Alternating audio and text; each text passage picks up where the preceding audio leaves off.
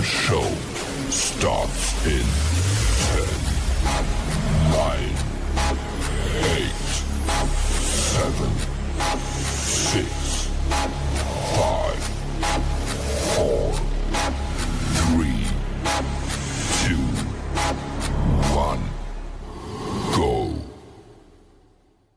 The following content contains adult language and humor that is not suitable for viewers under the age of 18. Viewer discretion is strongly advised. The views and opinions expressed during the following video content are those of the individual and may not reflect those of others.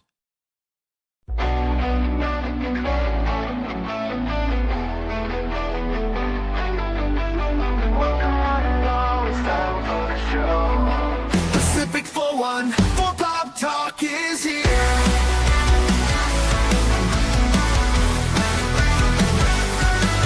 Sit back and relax and join the conversation. We got Baron, Norman, Tags, Cashmoney007, and even Mike too. Pop culture, entertainment, news and reviews. Discussions are had, opinions made. From the panel to the chat, everyone is welcome here. Reactions, watch parties, and special guests. We like to have a good time. Pacific414 Pop Talk is underway. Pull up a seat, we're inviting you to stay. Articles, collectibles, reviews, you say. Baron, Cash, and Mike bring the fun tonight. Now sit back, relax, enjoy the show. Don't forget to like or comment below. We almost forgot to share out the show. Pacific414 Pop Talk is one of a kind. It's true. It's true.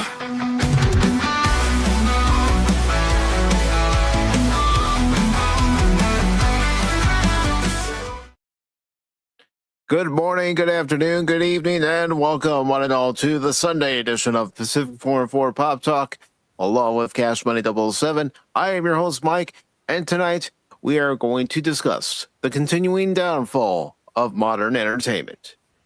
And of course, this was an idea of Cashmoney007 himself. He was talking to me the other night in Discord.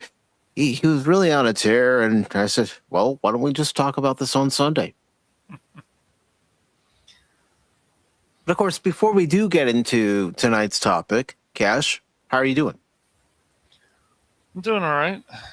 Doing pretty good. Just been playing some games here and there, testing some other stuff, and we'll see. We'll see what's going on.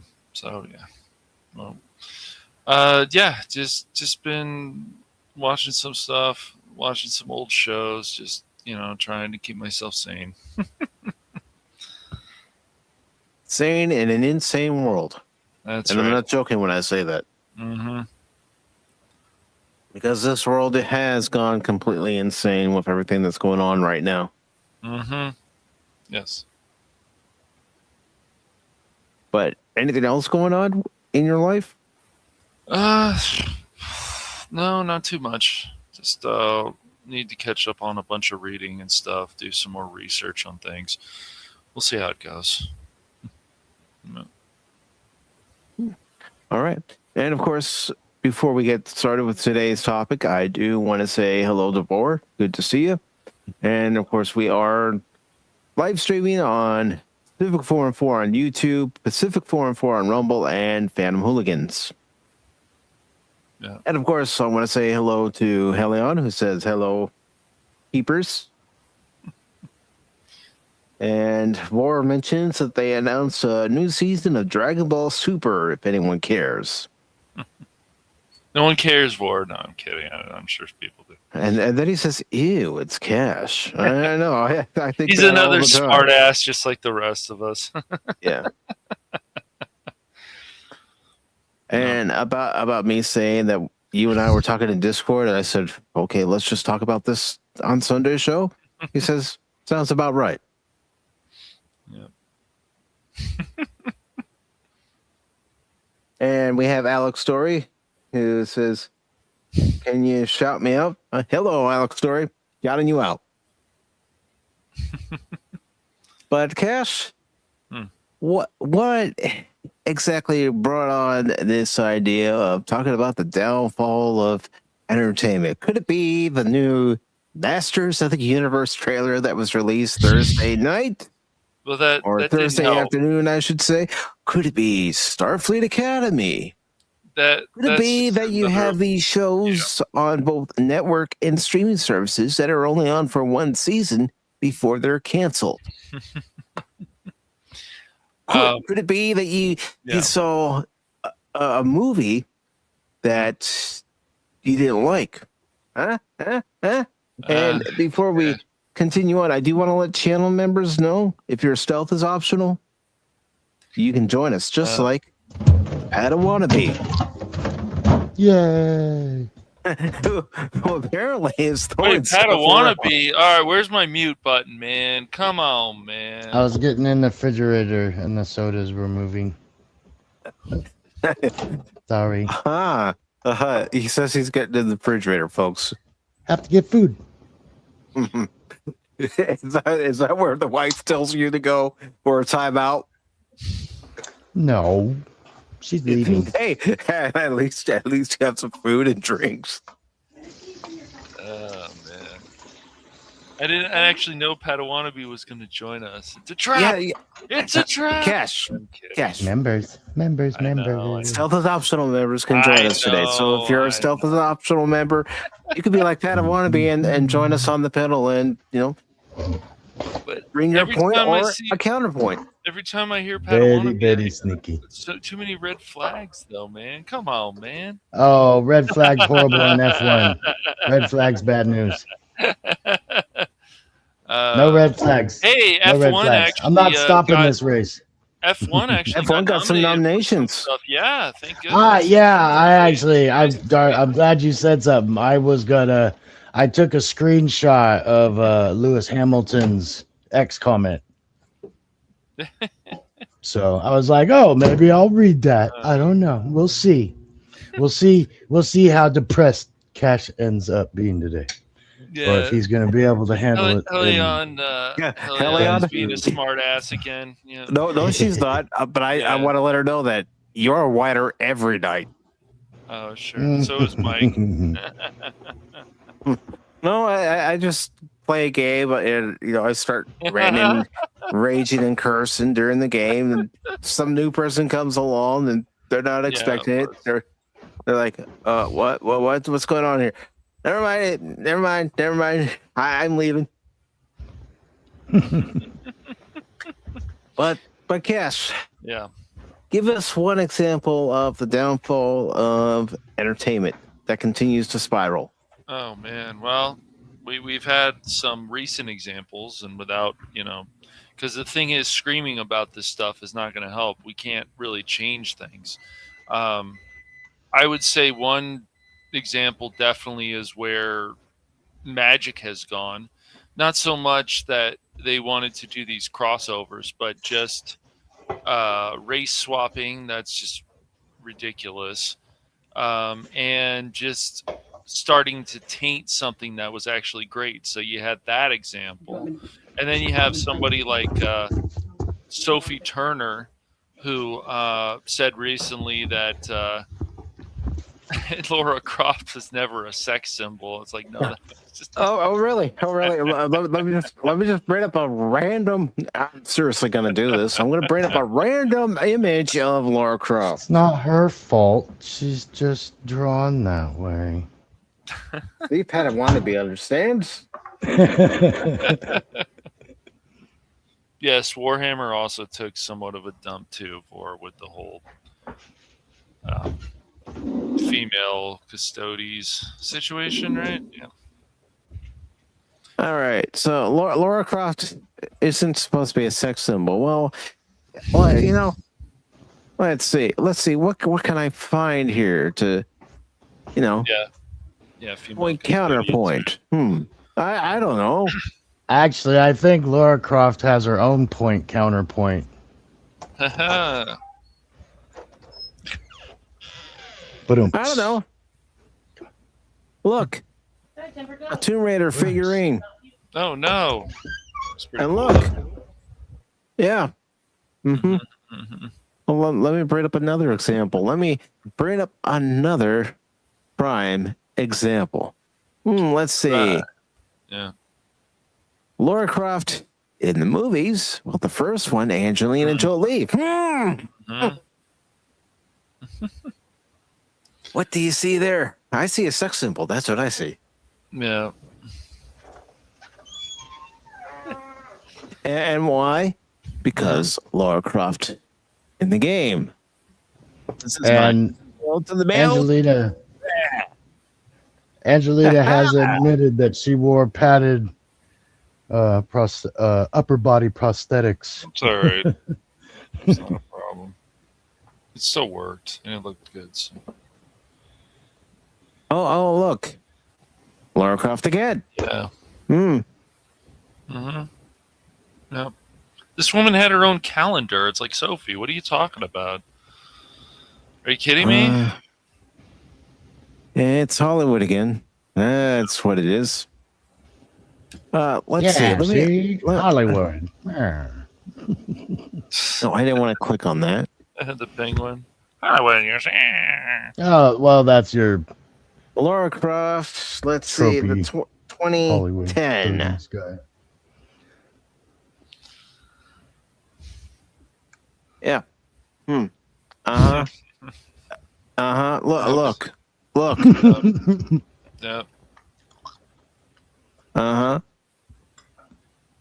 Hey, we're not forcing you to look. I'm just pointing out examples that Lara Croft is a sex symbol. She is. Always has been. This Hello, person, Tim. however, is not. Yeah, it's a bit mannish for my taste. It's Lawrence Croft. The show is all right, though. I've watched most of that first season. I don't know if there's one season. I was curious. I guess that's the same. Sorry, man. Gosh, I can't remember if it's the same girl that did the voice in the game or not. But I mean, with the latest example, of course, you got the Starfleet Academy, which is obviously an abomination. Oh God! And then I'm just not. I just don't like just dumb shit in. And we keep seeing that lately in franchises. I'm not a fan of that. And in the Masters of the Universe trailer, it's just I don't like some of the stuff that they're doing. I would think many of the true fans of He-Man would want a whole movie on Eternia. I would think. I would be surprised. I do. People that really care about the franchise, not people who are just like, oh well, the normies. I just feel like they always want to try to encourage more of these normies, but I just feel like encourage the people the most who love these franchises for how many years? Years. Well, let's go ahead and take a look at the trailer. I'm gonna have to pause it like crazy to avoid YouTube copyright claims, but right. Yeah, you could do that, or you could just do it as a slideshow. Whatever would work. So, I think that still works too. That still works. But I'm gonna take a chance and show the trailer. If I have to edit it out afterwards, well, I will. That's fine. All right. I don't want to watch it from entertainment tonight because they're just gonna chill for it. Well, since this is on all three channels, I mean, we can. I don't know what do I have to edit it out too? I might have to. I guess only if you get a copyright claim on it. Then you'll just tell it to edit out the part that we're showing the trailer, and I can do that right on YouTube. Okay, cool. Yeah, go to YouTube Studio. Nice. And I haven't had to mess. You'll be able to. Okay. So let's see. Oh, show it on Cosme. Oh, that's not a bad idea. Yeah, but I'm just gonna take a chance tonight, Tim, and okay. Yeah, that's not a bad idea though, Tim. Only exists in legends and bedtime stories. We can pause it every 10 Talking seconds or tigers, whatever. So. spaceships. I'm gonna pause it now. Okay. and magic swords that can make a man as mighty as a god. Where I come from, that stuff is real. Of course, that's young Adam. Okay, you have 4. Okay. Okay, so obviously that's Castle Grayskull. Or it could also be the Royal Palace of Eternia. Why did you send me away? I wanted you to be safe. Oh wow, I haven't So actually I seen sent this you part to a of the place I trailer. knew that they Funny. didn't find you. I just had watched the teaser. Oh, of course, yes. There you See, go. Now, There you go. this is Pronouns. this Oh, is the but whole it's a thing. joke. It's a joke. Fine, it's a joke, but I don't need to see these stupid things. Just like I don't need to see a blue hair young lady in a shop. I don't. Like I said, I just want this whole movie on Eternia. Be happy about that. This obsession with nerd stuff and sword things, Nerd stuff and sport things. So it's not a good look for human resources. yep, this is definitely made for the current generation. Yeah, it is. I know it sounds crazy, but that sword is gonna show me. It looks okay. Yeah. The way home.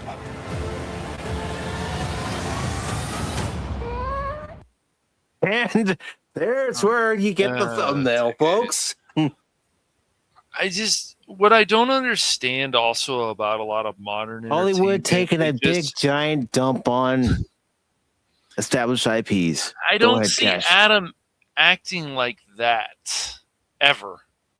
I don't even think in 2002 series, the animated one, he acted like that. I mean, he can be rather prickish at times. Yes, absolutely. But that's where Tila put him in line. That's right. That's right. Yeah. And also said, well, you know, unlike you, some of us actually work while you're sleeping. Mm-hmm. Sir, you can't do that. Don't worry. Sir, you can't do that. And she has had blue hair too. I'm just Of course. pointing that out. And then other people say, "What? There aren't people in real life who have blue hair." That's not the point. You know, you want to know something? Those people with blue hair, pink hair, red hair, purple hair, whatever color hair they have, they usually have to use dye of some kind. That's right. It's not natural. Yes, I agree. You know, Adam before he became He-Man absolutely was weak. You know, that's why his training and stuff is important. Absolutely, dude. The sword's mine. The sword's mine. Castle Grayskull, but I'm making no apologies. And then for I some don't like reason the CGI. sword would be on Earth. Really? Okay. It should be hidden deep within Castle Grayskull. That's right. There are two halves of the power sword. One half belongs to He-Man, the other half belongs to She-Ra. Right. You put those two halves together, you have the full power of Grayskull.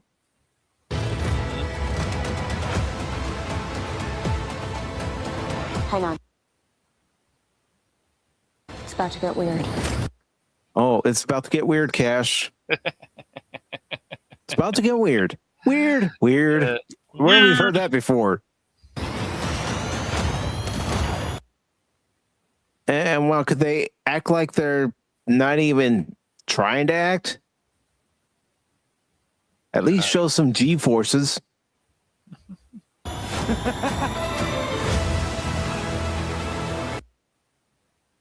And again, the CGI. That's one of the things that bugs me.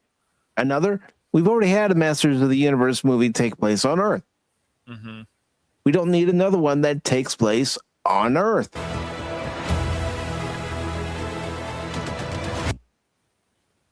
And what? Is Cringer just going to stand there and not speak, or is he actually going to speak in this? Yeah, I don't know. Question. One of us. Idris Elba's Man at Arms. Yeah, Idris Elba. Yeah. I mean, doesn't look bad. Mm-hmm. He's got the mustache. Mm-hmm.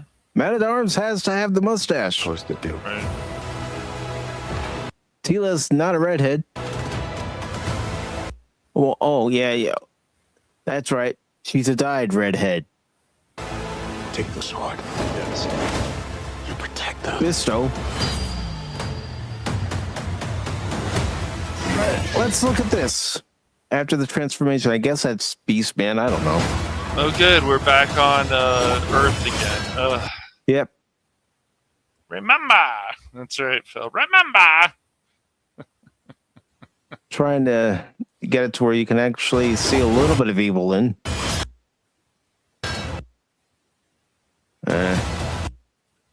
Try that again. Well, there you go. A little bit of evil in. Mm-hmm. Yep.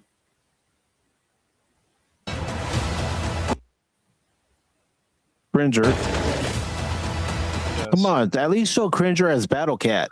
And how much slow motion is going to be in this movie too? That's like at times. I don't know. Ask Zack Snyder. Maybe he had a part in this.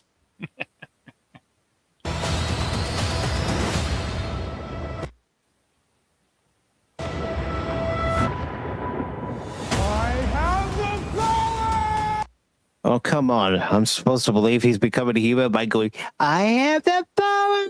That's as bad as me becoming He-Man. And look, he doesn't look that much different from Adam to He-Man. Oh, yeah, no. I can hear somebody right now say, well, in the Filmation cartoon, he didn't look any different. Filmation was a low-budget animation company. Of course, they reused animation models over and over again. They used the same animation model for Adam and He-Man. He did look bigger though. Adam, and I will definitely compare that later. But yeah, well, I'm sure he did. Yeah, or we can just find pictures of it. No. It was a 2002 series where they had two different animation models. Mm-hmm. One for Adam, one for He-Man. They both looked really good. So. Yeah.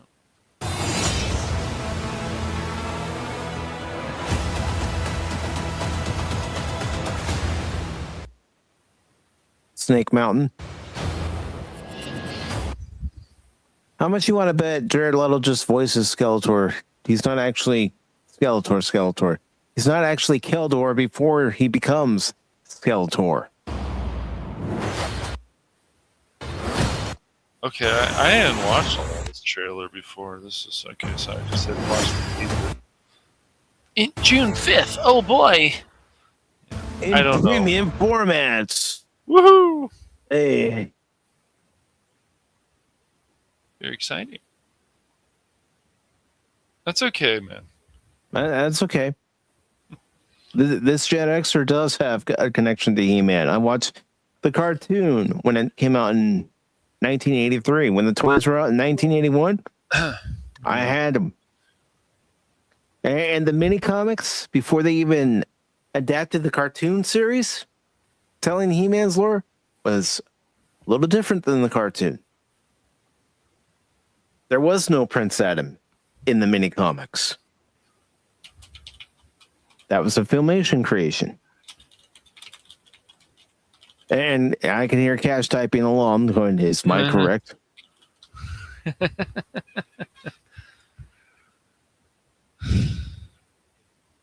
No, this whole movie isn't a good sign, Jet.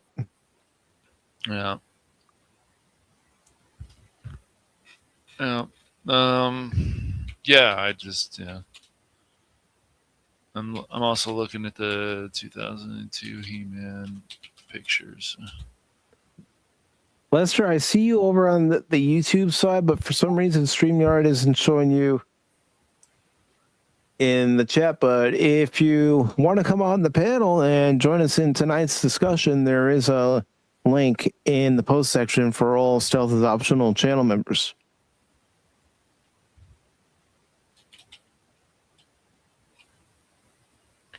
But yeah, that is the new Masters of the Universe. Why couldn't they just call it He-Man? Oh, that's right. He's him, and the Masters of the Universe. Pronoun man. Yeah. Well, like I said, I understand. I just when people are like, "It's a joke, guys. It's a joke. Don't you understand? It's a joke." Yes, we get it. But once again, why is this stupid stuff in He-Man that shouldn't be there? Why is this in the Masters of the Universe that doesn't need to be there? So why? It's just ridiculous. Then even the last cartoon, there was just stupid stuff in that too. So, it's just stuff that shouldn't ever be in it. Masters of the Universe. I mean, you look at, I'm looking at Tila right now, and I'm looking at Adam to He-Man, and he just. Okay, so is this Adam? Yeah, so Adam. And then I'm like, yeah, so He-Man, obviously, even in the 2002 reboot show, which was awesome, just like the Thundercats one. Yeah, no, he looks a lot bigger, actually. So, yeah, they did a nice job in animation form. So, yeah, I'll bring it up so people aren't going. Okay. What? Huh? The He-Man and the Masters of the Universe, 2002.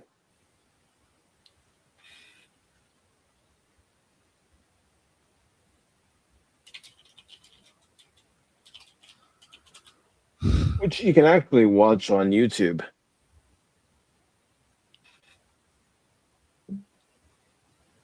And I wish that show hadn't gotten canceled because they were going to bring in She-Ra and a few other characters. Of course. These shows, just like the Thundercats one, it didn't go on that long. But no, man, entertainment's been taking hits. Art has been taking hits, I believe. It's just everything's become less.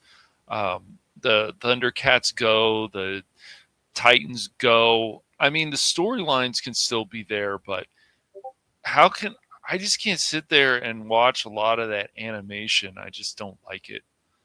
And I'm curious to see if a lot of the fans do. Yeah, look at how great that looks still. Yep. 2002, man. Yeah, they do. Mm-hmm. Yeah, they do. I absolutely agree. Yeah. This is a group shot. You got Ram Man, you got Tila, you got Man at Arms, Orko, He-Man. And Castle Grayskull.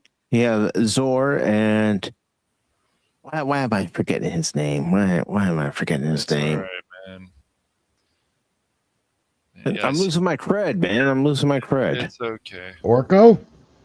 No, I already mentioned Orko. I already mentioned Orko. That other guy is it Xanthos or something like that? The flying guy, right, in the background. Any other night I could think of his name. Tonight? Sorry. So I'm gonna cheat. That's not Zodak. That's not Zodak, is it? No. Okay. But people have mentioned, why did they race swap Man at Arms for having Idris Elba play him? Yeah. Why couldn't they have him play Zodak? Because Zodak was a black character. Yeah, that is in He-Man.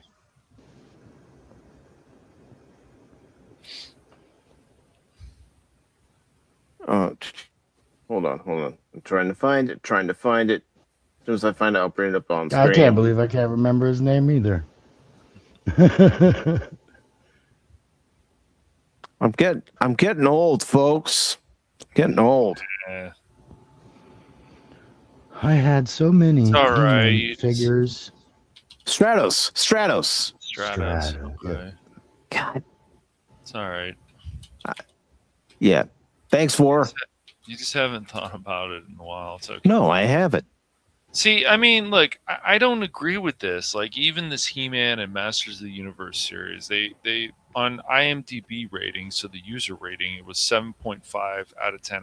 I'd say this is easily an 8, maybe 8.5. I can't.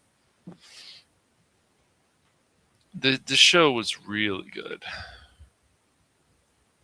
I'm trying to find a good picture of Adam from the 2002 series. All right. No, I don't want the Kevin Smith one. No, Yeah. that's no. Give me what I want. Give me what I want. No, I don't want to. I don't want Kevin Smith. Adam, I want what I want. No. All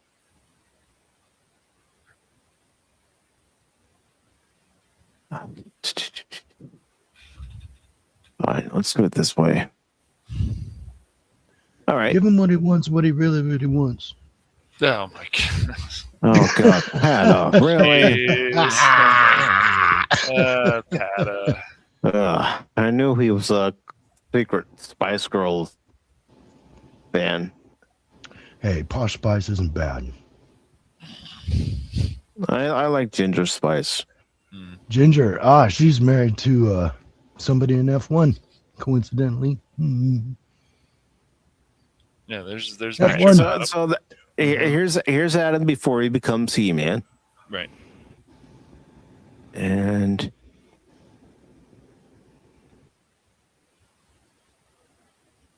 now let's give you a better look at He-Man from the 2002 series. All right, this will work just fine.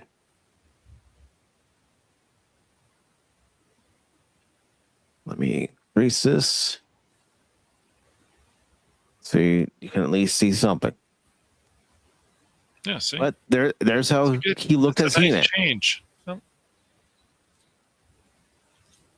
Dolph Lundgren in the '87 movie, we never saw an Adam turn into He-Man. He was already He-Man by the time we saw him in the '87 movie. Right. So, no.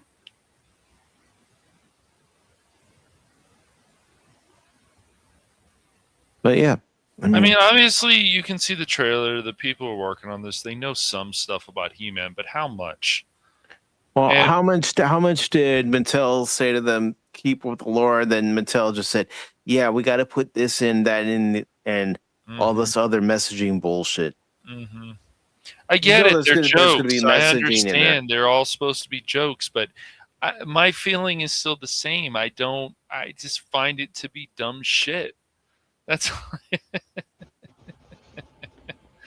it just doesn't belong in a He-Man movie. And since we have a chance to finally do one that can be on Eternia, look, yes, is it possible that like what Crit and other people were telling me? Yes. Is it possible this movie could be popular? Sure. But it's also possible it won't be. Well, it's also possible it could be a failure. It's possible, and I know someone's going to say, well, you can't really use this time of year to judge the box office. Well, it doesn't seem to matter what time of year anymore. You go to the box office, it's in shambles. But with the way the box office is right now, and I know January is a slow time, so is February. But look at these numbers for this weekend. Mm-hmm. That's pitiful. We looked at numbers during this past summer. Very few movies even reached 700, 800 million. Mm-hmm. Yeah, I know. That keeps continuing to be a trend. And if you don't believe me, well, man, look at this. Just the domestic gross was 423 million for Minecraft. Yeah, Lilo and Stitch. And its worldwide total, it almost made $1 billion, but it didn't quite cross that finish line. But it was a big success, yeah. Mm-hmm. And then, Lilo and Stitch. Another big success, yeah. It did cross $1 billion, but look at that international compared to your domestic. Extra 200 million for international around there, yeah. And Superman. Yeah. Look, it only made 262 million internationally and 354 million domestically. I guess it made a pretty good profit because they're making a second one, but we've seen that also. I think it was also greenlit before. Yeah, probably.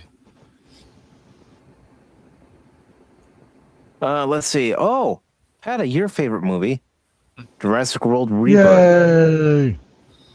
Yeah, I can't. Yay! Dinosaurs. I can't really speak for the Jurassic World stuff if I feel like that's part of entertainment falling apart, because those movies are still doing pretty well. I know a lot of people didn't like some of the what went on, but I had fallen out of Go ahead with and Jurassic talk about World. Rebirth. Yeah, go Adam. ahead. It really they just edit it a little more. Editing makes a situation more believable, and that was the thing. It was like, oh, we're believing only what we see on the screen, so stuff that isn't on the screen, the people in the movie can't see either. That's kind of how it seemed to me. Mhm. It's like, remember that thing that was just attacking you? It's still there. You just, I guess, don't see it anymore. That was part of the plot. It was, I mean, that was the biggest thing for me. And it was so noticeable that, like I said, even my wife, this is a much more casual thing. And she was even like, I'm like, so they didn't see those? And she's like, right? You know, these are things that she doesn't bring to light. And even she was noticing. And she watches the movies, the Jurassic Park movies. She enjoys them. You know, I mean, we watch them. She doesn't, like I said, she's a very casual fan of cinema. You know, so but the first ones are better. We like those characters much better. You know, I mean, Jeff Goldblum, it's kind of steals a lot of stuff, dude. You know. Oh, I no, mean, he does, man. He definitely, yes. And I know they brought him back in the not Rebirth, but the one before this. Yeah, for Dominion, screen time only. That one, yeah, it was screen time only. He really didn't. It was a little disappointing. It's I was like, this is the guy, dude. This is the guy. Listen to the guy. I mean, this movie, especially because of the international budget or the international box office sales, did better because it's around like 500 million. But this has been considered a success, so they're going to make another one. Because the international audience is clamoring toward it or glumming onto it. It's not because of the domestic audience, it's because of the international. Because I actually really enjoyed the scene that they showed in the trailers where they're being attacked in the boat. I enjoyed that scene. But that at the end of that scene, like they're on the beach, and I'm like, they're still in the water. They can come up on land, and they're just like, okay, that part's done. You know, and they're just kind of like moving on. I'm like, they're right there. Yeah, it's just like the thing is, like, Wicked overall has been a success. The musical was a success for people, but this movie did make less money than the first part. And from what I was hearing, I'll bring up Wicked just to show what that made compared to this. Both parts, I would say this has definitely been considered a success for Wicked. So, yeah. Yeah, I just the thing is, you can see the first one did better here, had a better box office performance overall. Then we take a look at Wicked for Good. Yeah, they lost 200 million. Yep.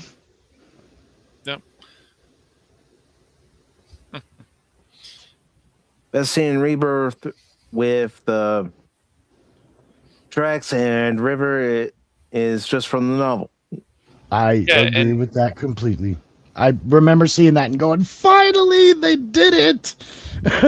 But I kind of had a problem with teeth and things not puncturing. They're on a raft, man. yeah, that raft. I didn't watch it, but the raft should have popped. I'm just saying that. The raft is one of the only things that survives. I mean, just looking at last year's domestic box office total alone, these numbers are pitiful compared to what we've seen before. Yes. when Yeah, movies would get 300, 400, 500, 600, 700, 800, 900, $1 billion.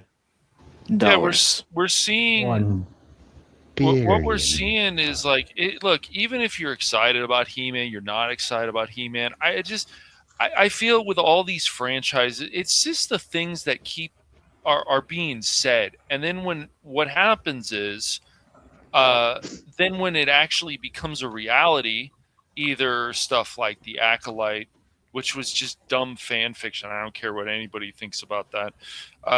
That was just a perfect example, and it really is a perfect example. What happens with dumb fan fiction becomes a reality. And so we just keep seeing the decline of this. I mean, why wouldn't people turn away from Doctor Who, turn away from Trek, turn away from a lot of these franchises? I mean, everything. I think even stuff like Final Fantasy, in a lot of ways, it goes up and down.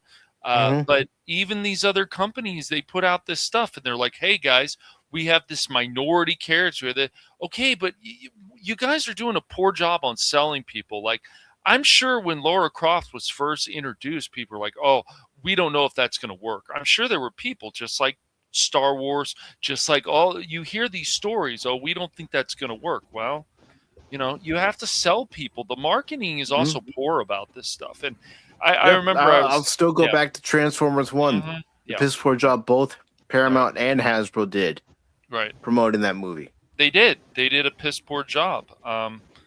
And I can understand also why people didn't like that movie, but like that trailer put people off, even people who are actual Transformer fans. That's why when we see something like this Voltron trailer, whenever it finally comes out, if it ever comes out, hopefully it's going to make people who watch the show, the 80s show, the later ones, even the 3D one was pretty cool,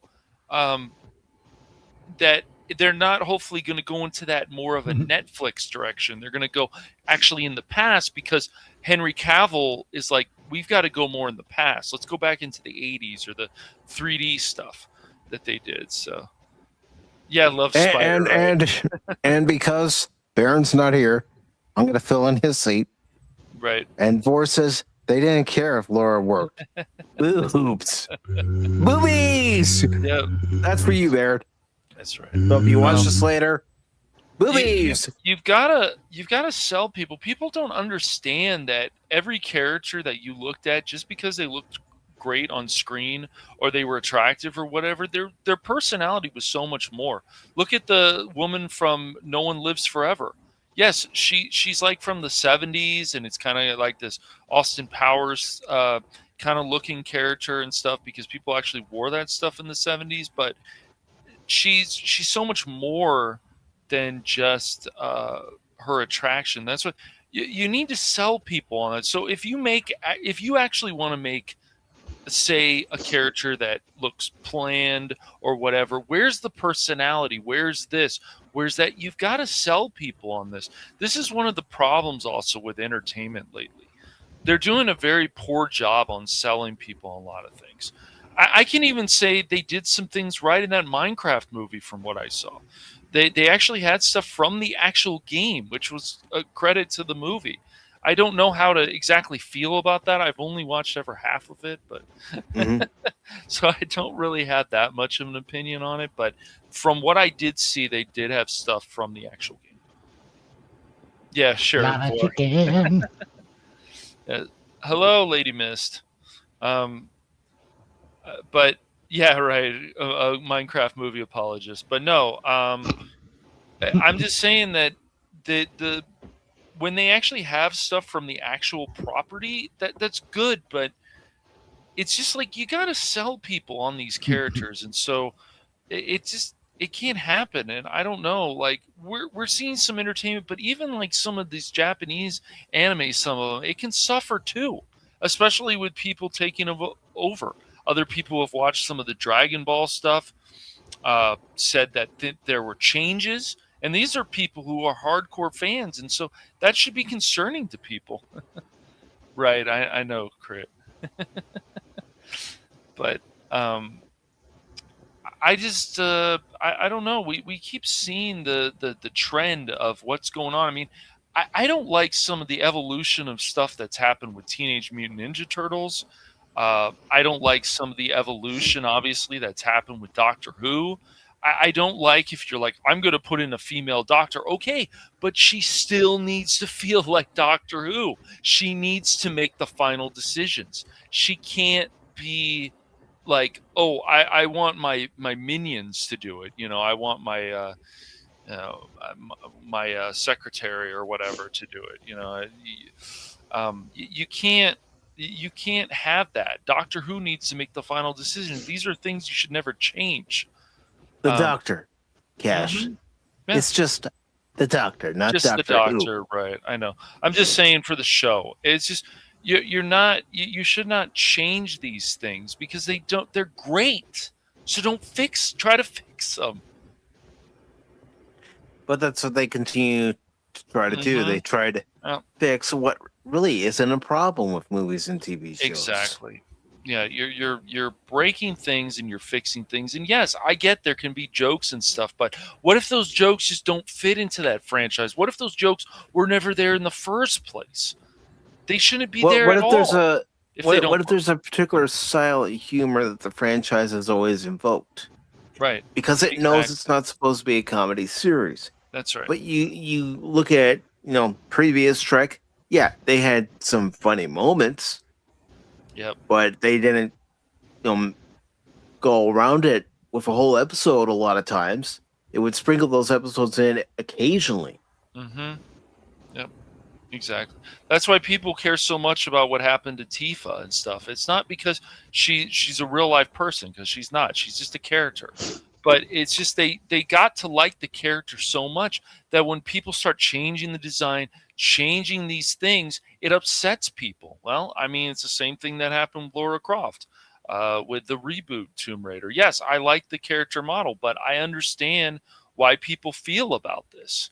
The kind of stuff, because they get so either attached to the character, they don't like things.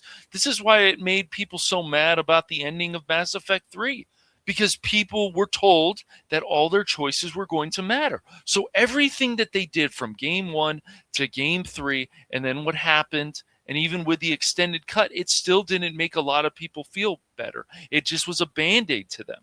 They don't like that stuff. I mean, let's talk about Rebel Moon real quick. Mm-hmm. Okay. Yep. The first one. The only reason I liked it was because I went in with low expectations. So low, in fact, I wasn't expecting to get much out of it. Mm-hmm. But I ended up liking the first one. Second one, however, took too long to get going, and when it finally did get going, it seemed like it was taking longer because of all the slow motion. It didn't help move the story along. No, it didn't. And that's the other problem. The too much slow motion. There has to be a point where you're just not just use it for certain things. And you're like, we've seen even stuff in the past. Look at that slow motion. Okay, that works. That, like when we saw with F1, there's things that were slow motion, but it worked. And so, because it wasn't overdone.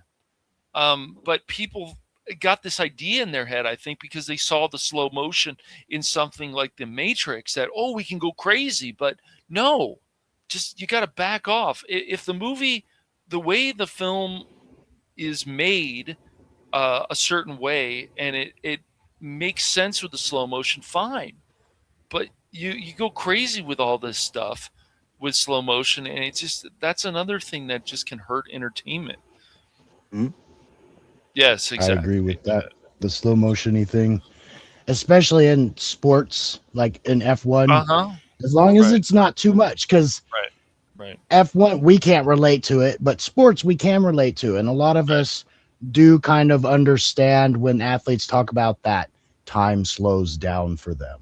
Mm-hmm. Like that was 2 seconds. Yes. And you'll hear them talk. I looked over here. I saw this. I looked down. I took a step, saw him react. And it's like, and so it like you said, it makes sense in some films.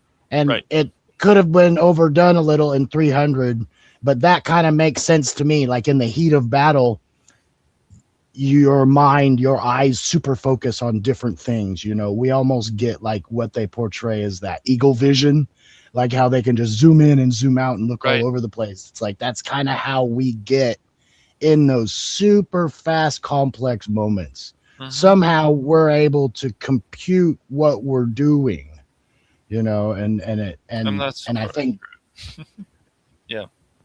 I think that's why it seems like it slows down, because we're not used to computing that much in our head and understanding it that fast. Mhm. And Right. it's like, oh, and it seems like you're thinking in whole sentences too, which is really strict, Right. in the, Yeah, it's just stuff like F1, and I'm glad to see that it's actually getting awards because the Oscars can do things right. But it's It's just getting nominations. It hasn't gotten. yes. Yeah. Well, yeah, I guess it hasn't gotten any awards yet from other stuff if yet. So if there are politics involved in this awards thing, there will be. I think F1 will get something, because It'll like we get were something, discussing yes. during the movie, Lewis Hamilton helped produce it, and he's the only black athlete in F1 ever. So Yeah. there's definitely like a Right. political angle that would benefit some people. Yeah, some people, right? That's fair. Yeah, but no, it's just what happens is I think also the downfall of media, or has been, and why this stuff is making less money, and why stuff like anime is rising, and then other times it's falling, because any of this stuff can rise and fall at any time. So I think it's just we're not seeing a lot of people saying we care about the source material. Like I've said before, the old guard seems to still care about source material, but the new guard seems to be telling people, okay, hey, I don't want you to read this. I don't want you to read this about the character. Well, Why? James Gunn with Peacemaker. Right. And Telling it's- John Cena, don't read the original comics. We're not using Right. them. And there wasn't much anyways with Peacemaker, but James Gunn took it upon himself. And there's nothing wrong with this direction, but you really, if there isn't much there and you want to add more, it's just like, I understand some people like Peacemaker. I get it. Other people don't. But James Gunn, I mean, we did have an episode like This Is True that actually insulted Christians. Why? Like, it's just so weird and ridiculous. So, and stupid, but there wasn't much from what I've looked into about Peacemaker. But James Gunn was like, okay, let's make. I don't know how other people felt about this, but when I first saw Peacemaker on the screen, I was not sold on him. Like, okay, he's making these stupid dick jokes and stuff. I'm not feeling this character. No. I just wasn't. Other people may. For me, for the Suicide Squad, Right, I had to turn my right. brain off in order to enjoy it. Yeah. I don't like doing that. Yeah. I just, and then it's just like the conversations I have had even with Vor before about like Dave Filoni, who's now become Dave Baloney, or maybe he has been for a while. Some of us just didn't notice it, but it's just changing of these characters, making them less is like hurting entertainment too. Making them more has always been the better direction. Making them less never has been. So all this stuff can be fixed, but if there's all this source material of something, I don't care what it is. I would use a lot of it. You don't have to obviously want to use all of it, but you should use a lot of it. But there are certain franchises, Cash, that I don't believe can be fixed. Star Wars being one of them. I don't And know. my You can't main unless you reason for change saying things. that Star Wars can't be fixed is because of who owns them. Disney. Right. I know. And that's the problem. And when these things become canon, what do? It's the same with stuff like the Doctor Who. The assistants. I remember I was saying the secretary, the assistants. We'll go with that. When you see Jodie Whittaker, and you see her, if you ever watch any of those episodes, you're like, why is she, as the Doctor, not making the final decisions like every other Doctor has? And you ask yourself, why? Why is this going on? She's delegating. Yeah, she's delegating, right? But she's right. But the Doctor is always the one who makes the final decisions about everything. He's a fucking Time Lord. It doesn't matter if he's a man, woman, whatever. It's just, I didn't understand that at all. Other people say, oh, it's fine. How is that fine? Well, and even if it is fine, that's the problem. It's only fine. Yeah. Why isn't it good or great anymore? Another good Silent Hill movie. You know?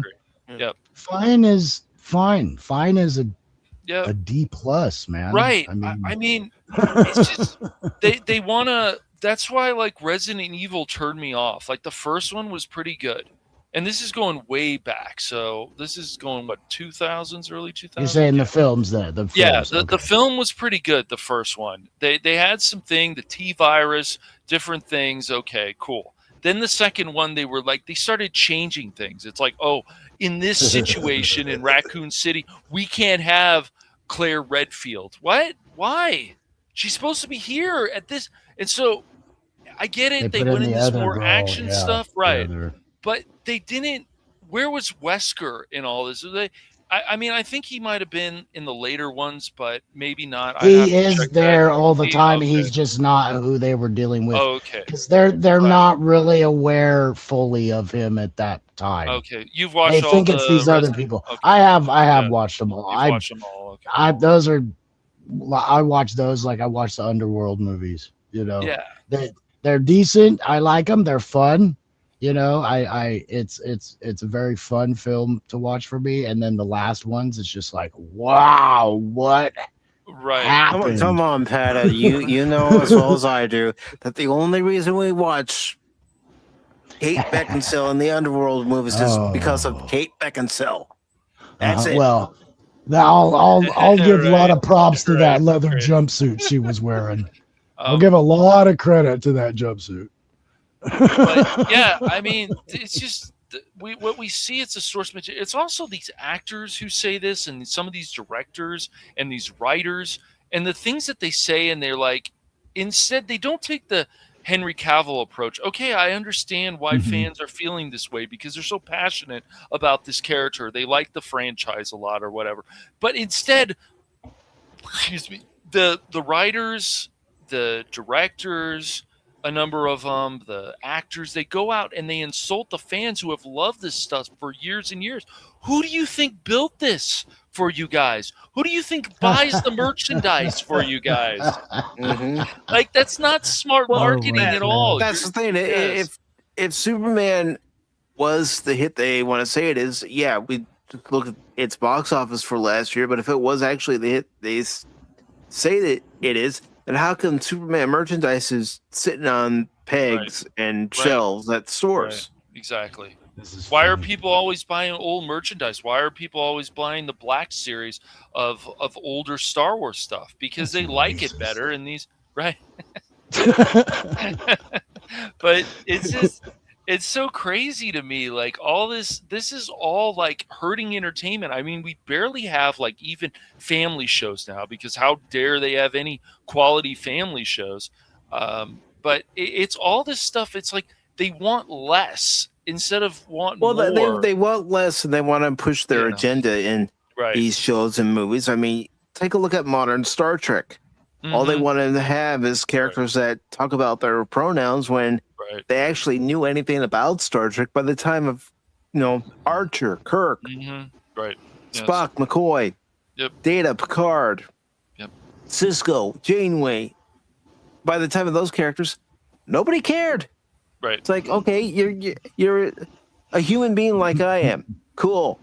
Yep. Let's hang out.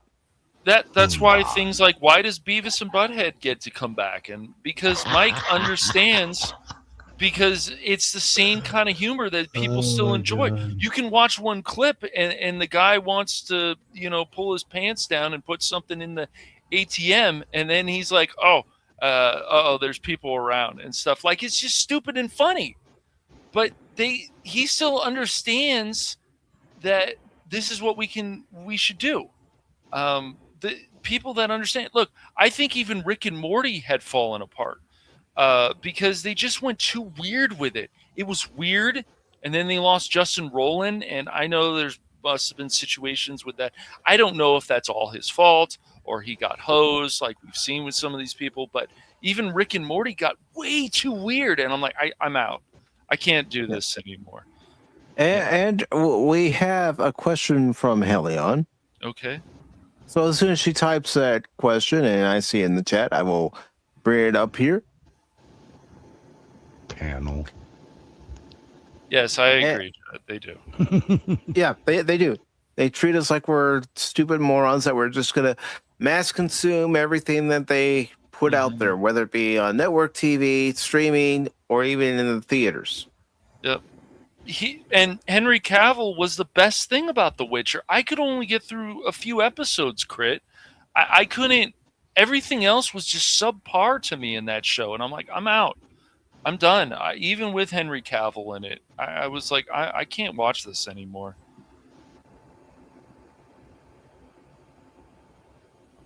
All right, so this is Leon's question. Okay. Do you feel that since you are all Gen X, is the reason for your woke conflict with Hollywood?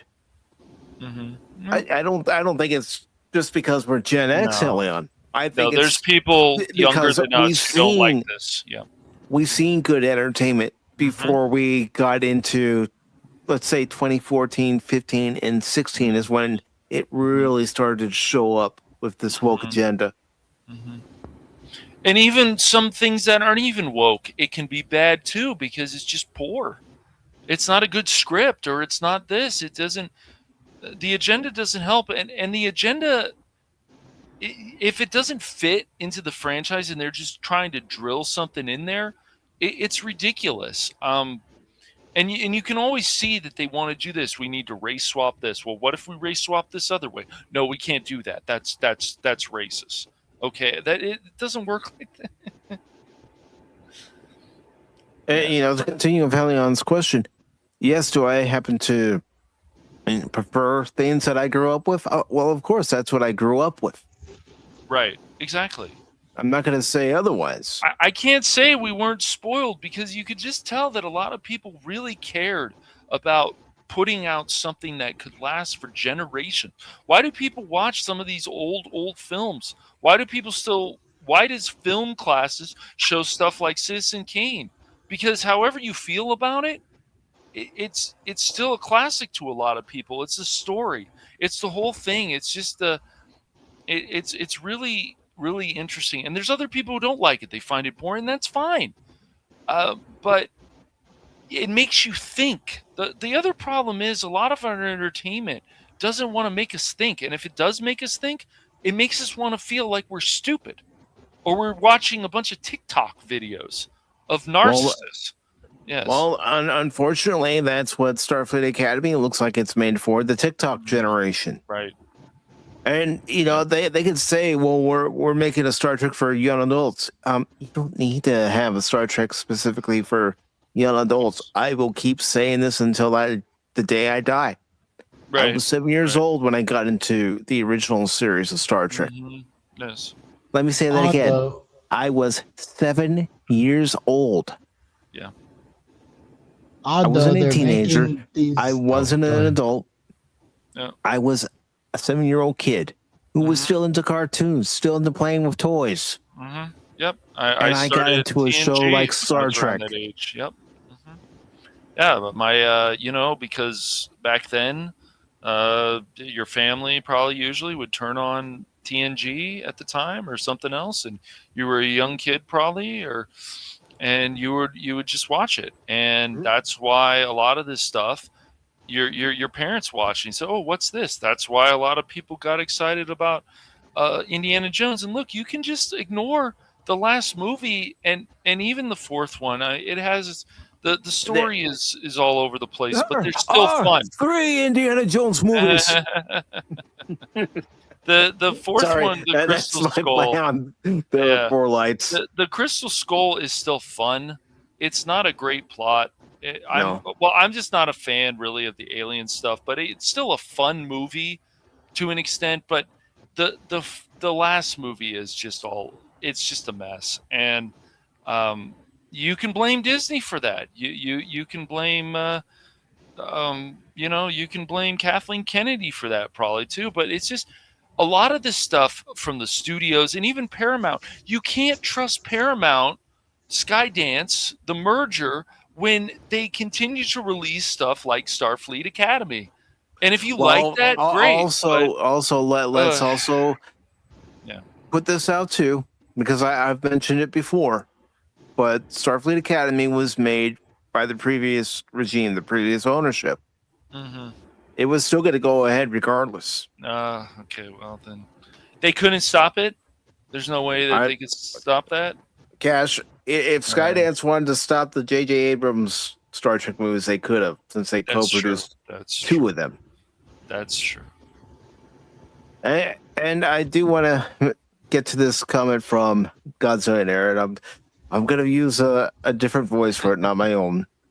As someone of similar age to y'all, I grew up before the internet, before the dark times, before the TikTok shit.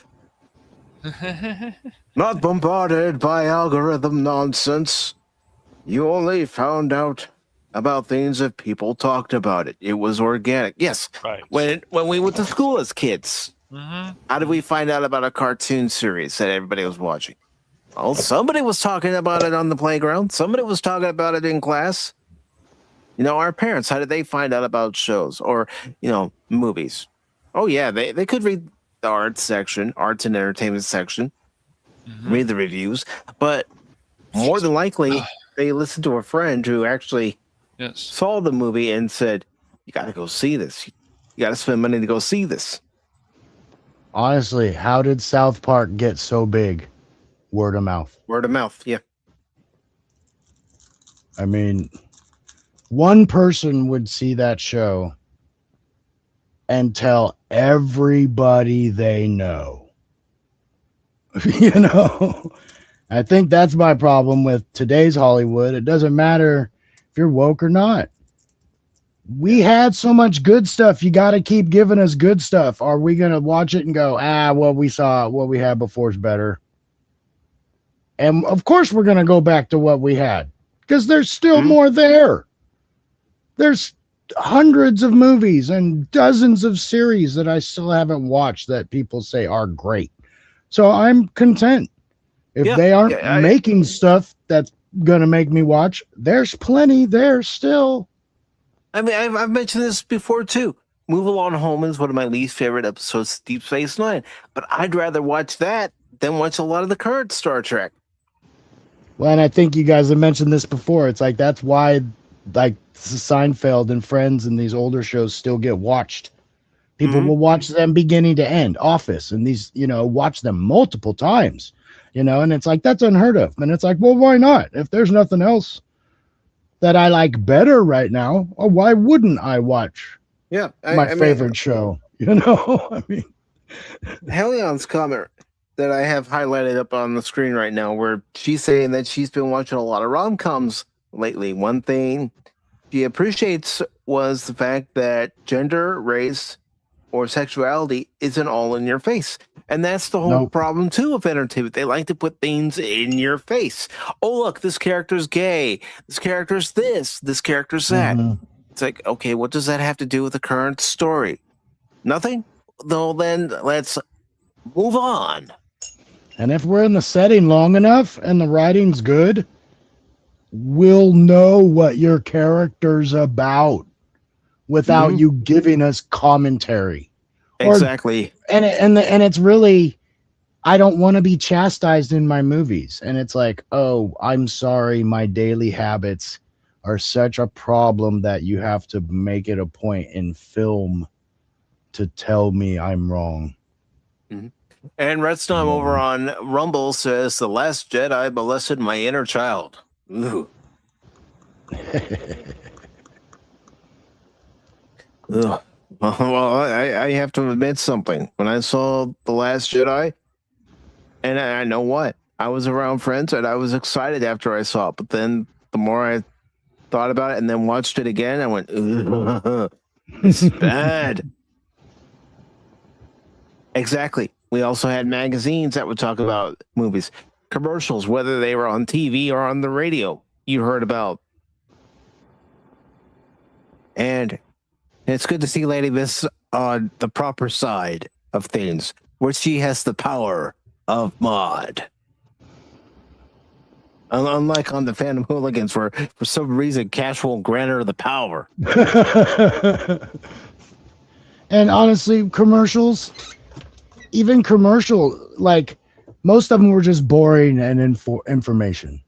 But then they started writing some pretty good commercials. You know, I mean, we had a pretty good run for a long time of commercials. Got milk commercials. Where's the beef commercials? But I mean, No, even the 1-800 like, collect commercials. yeah. Or those, what is it that I don't know if it's this in your area, but they have these opera singers. It's a attorney at law, and he has opera singers do his commercials. It's ridiculous. But I mean, of course, and then we know that there were commercials. There you do know it, yeah. Yeah, those are, but the thing is, the but even if it's done well, you'll remember. Yeah, you do. It's not. They don't. Then they take popular songs and they just change the lyrics. It's so. Oh, lazy. that's my thing now, dude. I hear it that. for all these like prescription things. Yes. That's my thing right now. I walk through the house and something comes on and I'm like, no, you can't have that song. How dare you make me think of something else? How dare you? You can also blame a lot of these writers' strikes, and there'll be another one sooner or later, I'm sure. There's so for many now. why there's so many stupid reality shows. Teen Mom is still popular. Other stuff. It's cheap entertainment, but you can't blame the studios for doing this after all the arrogance of these writers. Well, I deserve this and I deserve that. Okay, well, guess what the studios and the networks are going to tell you? Go fuck off. You know, you're asking for too much. Well, and I'm going to add this, you know, the writers and producers, directors, you name it, they think they deserve something, but we, the audience, don't we deserve something for, absolutely, you know, spending our time, which is valuable. Yeah. Everybody's time is valuable to watch your show, to watch your movie, whatever it is. Don't we deserve? Yeah. To be entertained? We do. We pay for a service. Yes, we deserve to be entertained. Oh my gosh. Oh gosh, dude. What? Dude. You're bringing something too soon. I was going to make a big announcement. Okay. Well, just a... The hell you say? Please welcome back Baron Orman Tag. For the Emperor. Yo. Oh, hell yeah. For the Emperor! How you doing, brother? Hey, man. Hi, everybody. Wow. I heard things happened.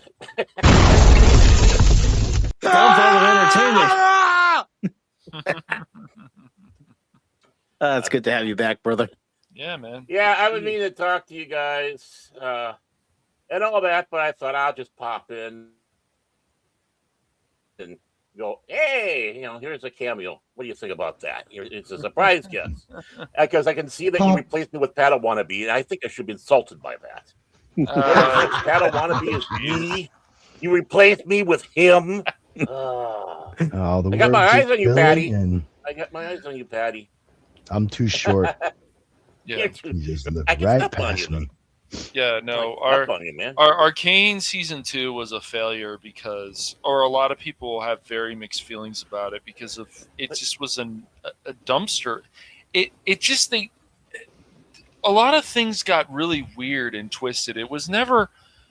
I notice always whenever you have criticism of these shows, people go, "Oh, is it the lesbian stuff?" It's like, no, we knew these characters were lesbian. What the hell's wrong with you?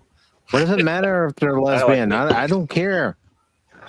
It's the way that the connections went. Yeah, it's just it's always the connections that just a lot of things just continue. It's either A, you're getting lectured when you don't deserve to be lectured. B, you see these characters as less. C, you've got this female character has no flaws, but this male character has to be weak. Well, then you'll sometimes see, I don't know, have we ever seen, even in entertainment recently, any male character that has no flaws? I think it's just been women, hasn't it? I don't know. Jennifer Lawrence. Yeah. And real quick, and we'll get back to that, Cash. But Losbeck says he doesn't like the Fallout show. He can't watch it anymore. Oh, okay. Okay. Is there a reason why? Okay, Because I think so far the Ghoul's been good. So I still enjoy. And I have Well, a retort. that's because you're a big Goggins fan. It's like if you could get Goggins and Christopher Nolan together on a project, that'd be the greatest. He would be out there. No, he just adds a Jay's lot. talking Man. about Rebel Moon. no, that would be his Rebel Moon. He'd be out there. No, like 10 out of 10. Please, no. Well, even some of the stuff that Jace has watched, like the Devil May Cry show, some of this other stuff, Baron, we've never watched it. I don't think you have. You ever played Devil May Cry or seen Devil May Cry, Baron? No. Okay, I'll have to show it to you. Well, before we get it going on here and all that, and I saw you, Low Spec, the guy who's been one of your biggest supporters, Low Spec here, and you say Pat is better than me. I'm I am wow, come on, dude. I tell you, I come walking in, and this is what I get. Oh, come on. I gave you the big. Welcome back. Oh, man. Yeah, one guy at it again. All right, put him in the corner. Then Phil's over there. He's poking the bear with the towel crap again. And it's like, come on, the weebs of 40K. And by the way, hi, Lady Mist. Hi, everybody. Sorry I've been gone. A lot of shit has happened. I'm going to sit back and say on here, I'll talk to these guys later afterwards. But That's a big part of shit. I just want to sit back and say, half of 2025 last year, with all the shit that happened, happened in the first 2 weeks of this month. Wow. We're not even out of January, and I feel like in July. You're trying to get all that out of the way early. Good for you. I don't think in this case it's I know. good for you. I know. I'm stepping on that's it. I'm stepping on a little goblin. Watch out! I'm gonna get you. I'm gonna step on you. Got him! I got him. Help! I'm being oppressed. But seriously, Baron, I know you'll tell us backstage, but seriously, I think I have an idea what you're going through right now because I had to go through it 5 years ago. And so Mike, I really wish to God you were right. No. Oh. It's even far beyond that. Oh no. Oh. Yeah. Okay. But I sat back and said half of 2025 has happened in the first 2 weeks. Just imagine all the shit I went through last year. Well, I have a yes or no question. Is the long suffering okay? We will talk about that. But yes. Okay. Okay, but she's okay. All right, good. Yeah, I put some chloroform across her mouth, and she's having a nice nap right now. So yeah, she's doing fine. Wow. Wow. I don't even know how to respond to that. It's called tough love, guys. Oh, man. Tough love. No, like I said, it was just a situation of course. of your 5 years ago. Yeah. It'd be better. But I mean, not that I'm saying that situation is, but I mean, oh God, it's been a wild ride. Where's Mr. Toad? I want to shoot him. Where's Mr. Toad's wild ride? Is it Toad? I can't. I see a lot of things happen. By the way, what are we bitching about now? Just want to ask that. We're just talking about the general downfall and spiral of entertainment. Oh yeah, I mean, I haven't been complete. Well, yes and no. I understand, Bear. All right, but I've been seeing some of the shit show that has been going on. By the way, I heard rumors, guys. I have a source who's got a source, whose cousin's got a source. Awesome. And they say Kathleen Kennedy's is walking on this. Actually, Bear, that is true. That is actually true. She stepped down as head of Lucasfilm. Yeah, we had a nice stream about that a few weeks ago. Yeah, I wish I would have been there for that. Well, we even said we wish you were there. I saw that. It's like, oh yeah, but next time I got on the show, I'm going to back and say, hey guys, I heard a rumor from a source. Yeah, who has a source. Who has a source. Just the typical bullshit thing. Yeah, but real quick to follow up on why Low Spec didn't like Fallout, why he can't watch.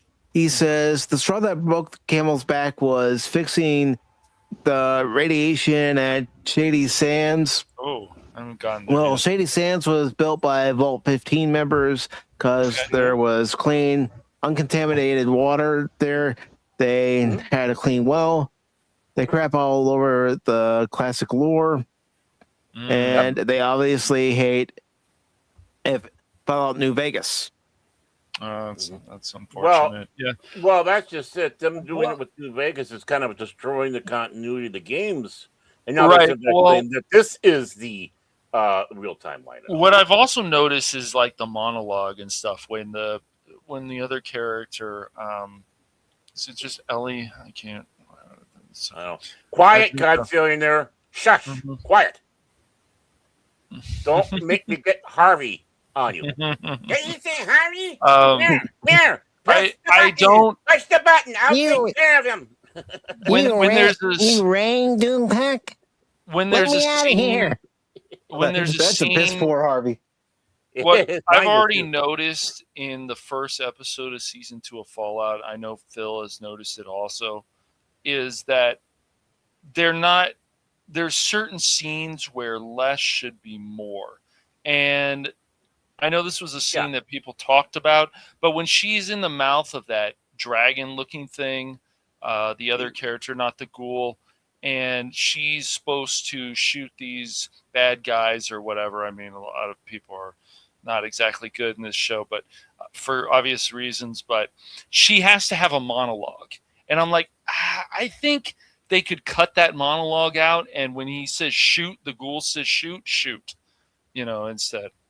Yeah, I know. The old Tuchel from The Good, the Bad, and the Ugly. It's like if we're going to talk. If we're going to shoot. Right. And Boy, so we'll put a quarter in Phil. By the way, I just want to know that. You don't need a quarter in Phil, dude. He goes. Well, he's been so well. Maybe he picked up while I was gone. Going, oh great. He's like going, great. That fucking Baron's gone. Now I can be more active. Now he's going, oh fuck, he's back. But I noticed he's a lot more chat.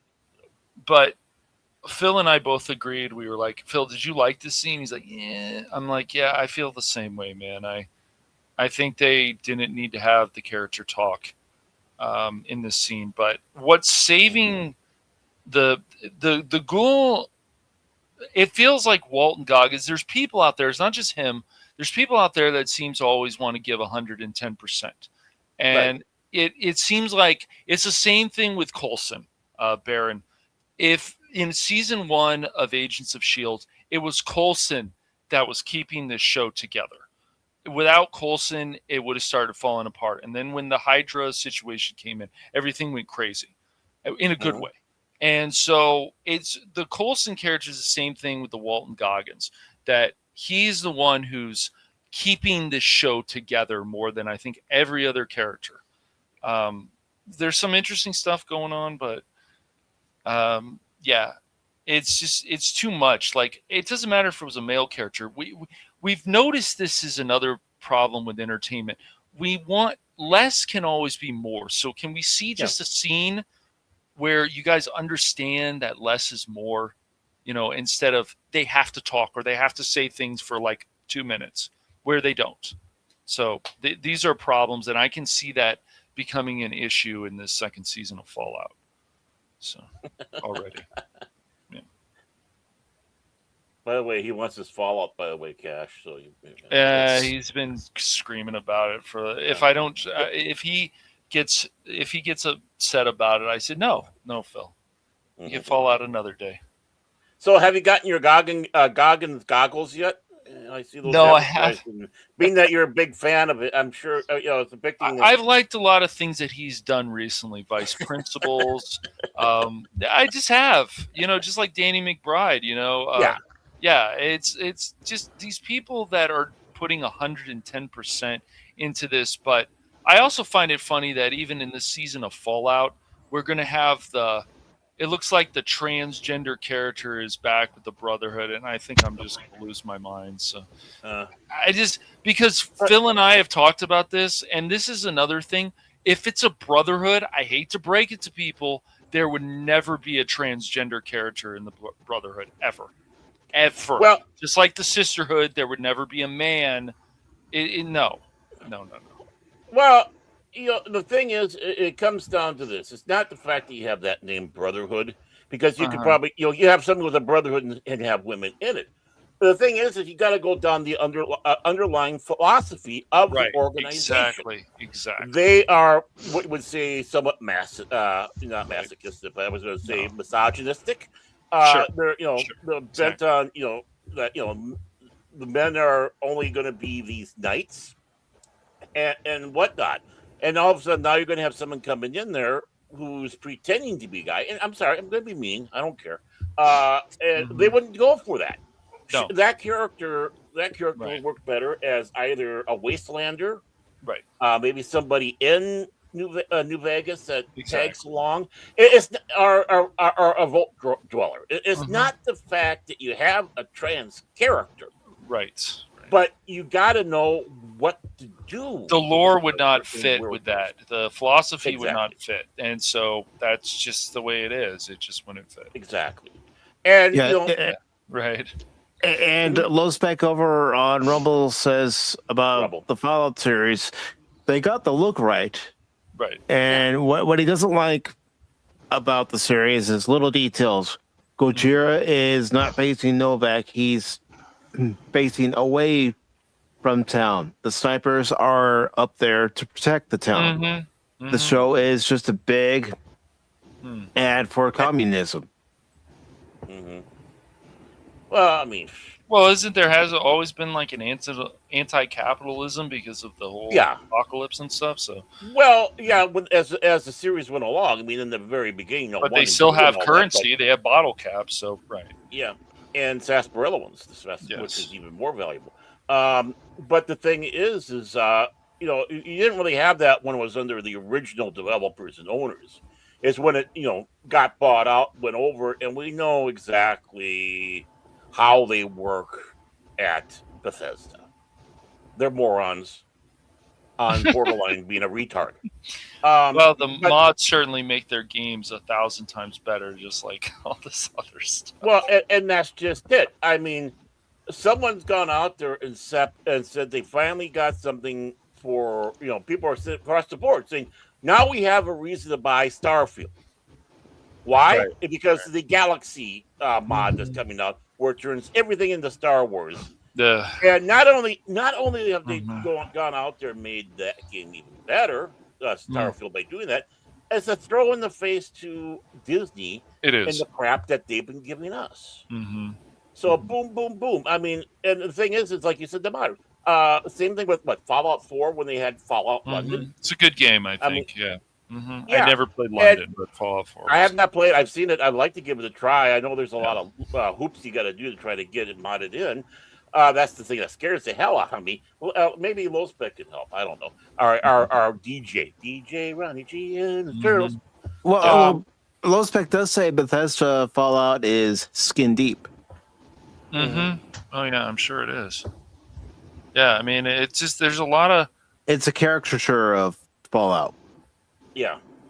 So it's just, I don't know. As I said, it's just the ghoul has always been the most interesting part of this story. The vault dwellers, the vault people, they're still, like, I would say, interesting, but I can just see that this season may fall off like Arcane season 2, but maybe not as bad. Well, Phil and I will have to judge, but the thing is, after seeing the entire season 1, which I like, by the way, and there is nitpicking, obviously, with the trans characters. Not the fact they have someone's trans; it's just they put them in the wrong spot, exactly. Which would lead me to another rant in another area involving all that stuff too, of shit that's been coming down.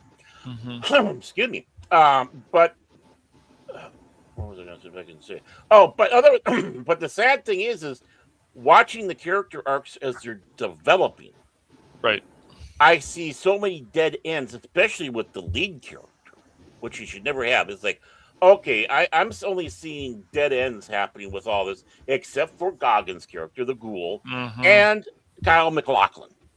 Yes, right. Those are the only ones I can see that there's life for their characters. Everybody else is, including the main character, seems to be a throwaway.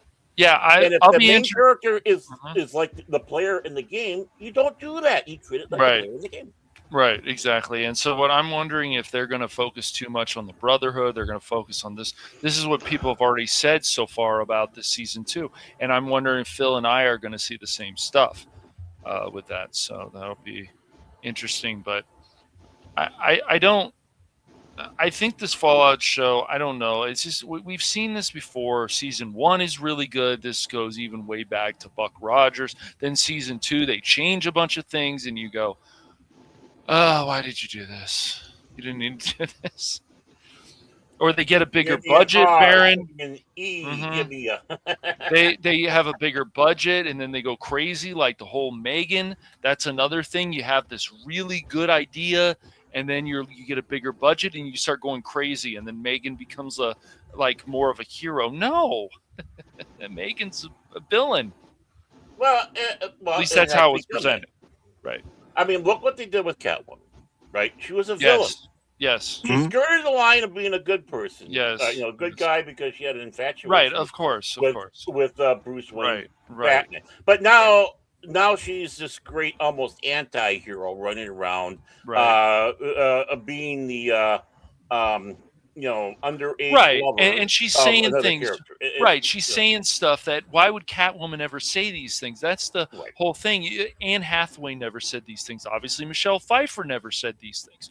They Even felt Halle Berry. a certain way. Yeah. Halle Berry never said these things either.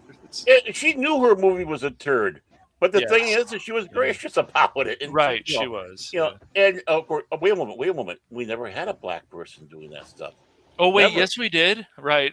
Wait, Eartha Kitt? Well, you just ruined my next punchline. It took Halle Berry to cross the color barrier for Catwoman. Oh, wait a moment. Well, I mean, we finally have had now 2 Black Gordons, but it's like if they still feel like Gordon, it should be, Cash. Yeah, I know. No, it's like you just did the blaxploitation science fiction film. It's Black Gordon, and the 25th century. Well, do you guys also give think that one to Keith? Keith would love that. Okay, I will. I'll tell him that next time I talk to him. Do you guys also think? I mean, maybe this is not a big deal, but shouldn't it also be somewhat of the downfall also of entertainment is how many redheads has been actually insulted? Well, how many characters, have been essentially erased because they cast someone else when all they have to do, just like with He-Man, is look through the source material and say, hey, we have this character, we have that character, this character. Well, yeah. This is the whole thing with Falcon. It's like I keep seeing. Well, sometimes I see the picture of I'm like, that's fine. You guys like Captain America, Falcon, but don't you guys also understand? Falcon as himself was a better character. He was just better. He didn't need to have the shield. He didn't need to go on some crazy agenda rant about stuff. That's not Captain America. He loves this country, and so. You already had him as Falcon, and then you give the shield. I still think that Falcon should have given the shield back to Bucky in the Marvel show, and it just would have made sense. I mean, that's what happened in the comics. Steve Rogers gave the shield to Bucky in the comics, so Falcon should have said, this is too much responsibility. I'm sure other people say, oh, I can't believe it. And I'm just better as this person, and then maybe I can help Bucky more. But they don't think about these things. Because this character has to be more important than this character. Yet Falcon, if you guys watch the MCU films, the older ones, Falcon was a pretty important character. And Steve Rogers, and Falcon, they were friends and they had a good connection. So when he gave that shield in Endgame, it was like, okay, but now he should give it back to Bucky and be like, we can do more together if I give you back the shield. But they don't think about these things, as I said. So I don't really understand this stuff. Falcon was pretty cool just as Falcon. But I don't want to say even I have a hard time getting in, but just to let you know, this is no longer Pop Talk. Welcome to Cranky Old Fans. Oh, it's still Right. Pop Talk, Barrett. It's still You too. Pop Kaite. It's still Pop Talk, man. But I know. it's funny. Baron's like, I'm back. I'm back better than ever. Someone has to carry you guys. Right. But Listen. wow. Listen Here we to go. Here we Listen go. to me. Woo! him. Yeah. Why do I put Because in my of me. I carry the show. Yeah, that's right. Yeah. yeah. Let's talk about that too. I know you know the information. Starfleet Academy, the episode 1 was available to watch on YouTube. I only made it through 15 minutes of it before I turned it off. Good. For And you. even in that 15 minutes, it's like, I'd rather die in glorious battle than watch this. But yeah, Gary from Neurotic decided, you know what? My Spock action figure can get better concurrent viewership than your pitiful show. So he puts up his Spock action figure and people watch. It got more views. Oh, and Critical Thinker did something along with him doing the same Critical thing. Drinker. Yeah. Did I say that? Oh, okay. He said thinker. Oh, I meant to say drinker. But I went tinker. How about Critical Tinker? There we go. We'll go with that. But yeah, he was working in conjunction with Gary, doing the same thing of his own, and blah, boom. And what happens? Gary gets on Gutfeld, or at least mentioned on Gutfeld as some dude on the internet.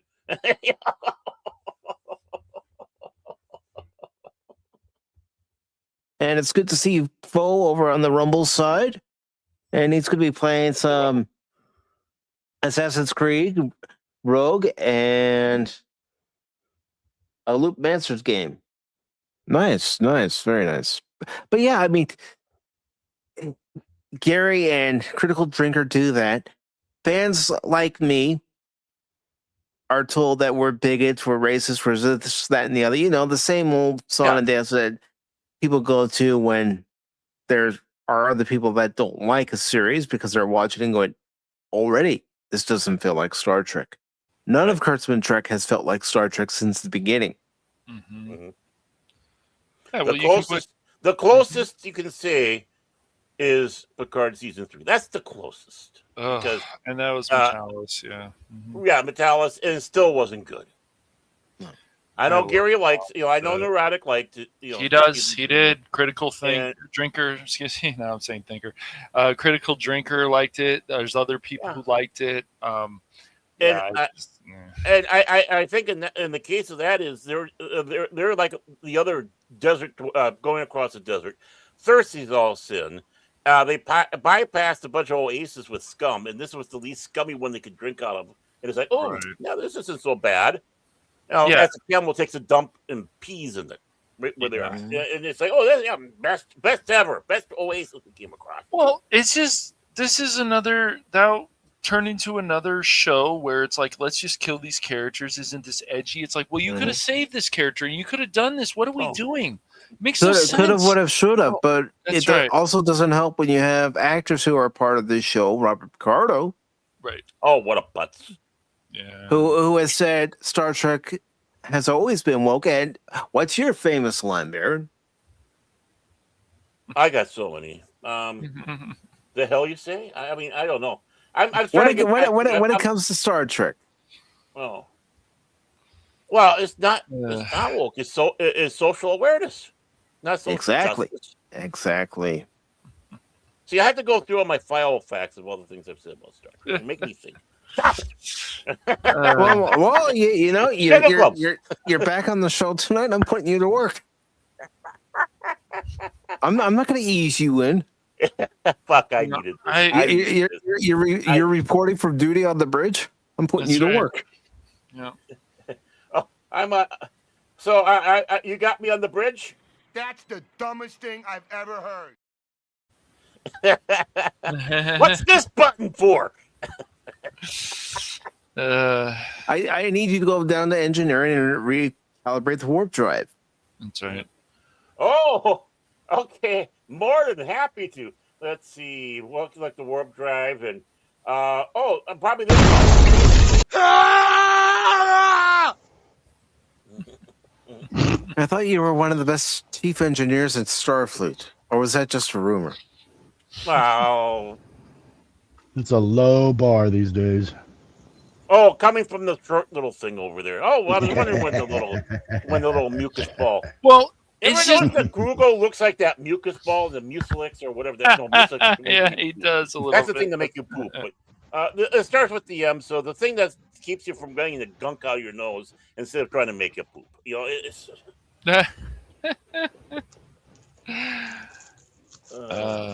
But Well, you know, the thing is, I think the one thing we need to tell good old Bobby Picardo. It's all bullshit. Yeah. Yeah, because, you know, like Uhura said, when she's talking to Abraham Lincoln in the original series, what words that were used back in the 20th century that are used now have lost their meaning. Mm-hmm. Yeah. Well, even then, it's words that let's make them offensive, even though we still use them. You know, you got the United Negro College Fund, right? Boom. Yeah. But you can't say that no more because that's changed the name of the organization. How about the National Association of Colored People? I mean, again, there's nothing wrong. It's not a slight. It's not an insult. No, it's not. Those are the names of the organization. Yes. Right. NAACP. And I can't, I'm not smart enough to get the letters together for the college one. But the thing is no, we got to change it. And it's like, okay, every 10 years, we got to change our identity or we get called. And, you know, that's where you destroy your identity. Right. Well, that was just absolutely fine. I mean, Abraham Lincoln surprised, actually, he wasn't Abraham. He was Excalibur or whatever. But portraying this man out of the 19th century who is in the middle of, was in the middle of a war. Part of it was to free black people. And boom. And the shock is seeing that she's on a position on board a starship and whatnot is amazing. And, it's like, he's just pandering or whatever to her or whatever they're going to come up with their next lie. And it's like, no, it's shock and amazement of how far people have gone. Yes, it is. That's the important thing. It is because, like we say, if it's the Doctor, if it's Teenage Mutant Ninja Turtles, anything, they're insulting these characters in a way because they keep making them less, or they're saying things that they would never say, or they're making these characters do stuff they would never do. Not the way that they were built. It's like, but all of a sudden they change their mind. What, the character can't change their mind? It's like, it's just ridiculous. Yeah, Why? a character can change their mind, but there's got to be something important to it. That's right. Mm-hmm. There's got, it's an evolution. There's got to be something that leads up to it, right? Yes. And whether just like with Cisco, he didn't want to be the emissary. He hated being called the emissary, but then as the show went along, he started to understand and started to accept the fact that he was looked at as the emissary of the prophets. Mm-hmm. And Starfleet made sure it didn't go to his head. Right. And that's the important thing. It didn't go to his head. I mean, I would like to see more stuff like the Orville. I just recently finished the Orville. Spock and I was watching, and Phil was watching this morning. We were watching. I finished the first season, and I'm like, this show. Why really wasn't I made me invited? think. Well, why wasn't I invited? Why wasn't I Barrett think you're invited? probably sleeping. Why wasn't Pat invited? Oh boy, I was hiding. I probably was sleeping, especially if you guys were watching it at 2:00 in the morning my time. Probably, yeah. But which is like what? 4 in the afternoon for Cash. No, dude, it was about. It was actually around 11 and stuff. We were watching stuff, but that is funny. But no, so 11 p.m. on the West Coast would be 2. Yeah, 1 o'clock for me. Yeah. Right. Yep. Exactly. Yep. I drank myself to sleep and curled up in a fetal position in bed by that time. There you go. Right. You know? But no, it's just that show, whatever people want to say, because obviously Seth didn't get to do the Trek with Paramount because, we have to pick somebody else. We pick Kurtzman. And I get it. He's supposed to have a longer resume. He has more involved with films and TV and whatever. They But- already had somebody that had Trek credibility, and that was Brian Fuller. They shoved him out of the door. See, Yeah, because he was trying to stick to what Star Trek is, and they wanted more what Kurtzman was offering. So, they keep changing like all this stuff, the way Picard was, the way it's just, we keep seeing this every year. These characters either become less or they just change things they shouldn't change. And then when the fans rejected, a lot of the old school fans, and then they're called all these names. It's like, no, they just want you to do better. But you would rather insult them because whatever you guys make supposedly is the best. You don't like this show. You're not a real Trekkie.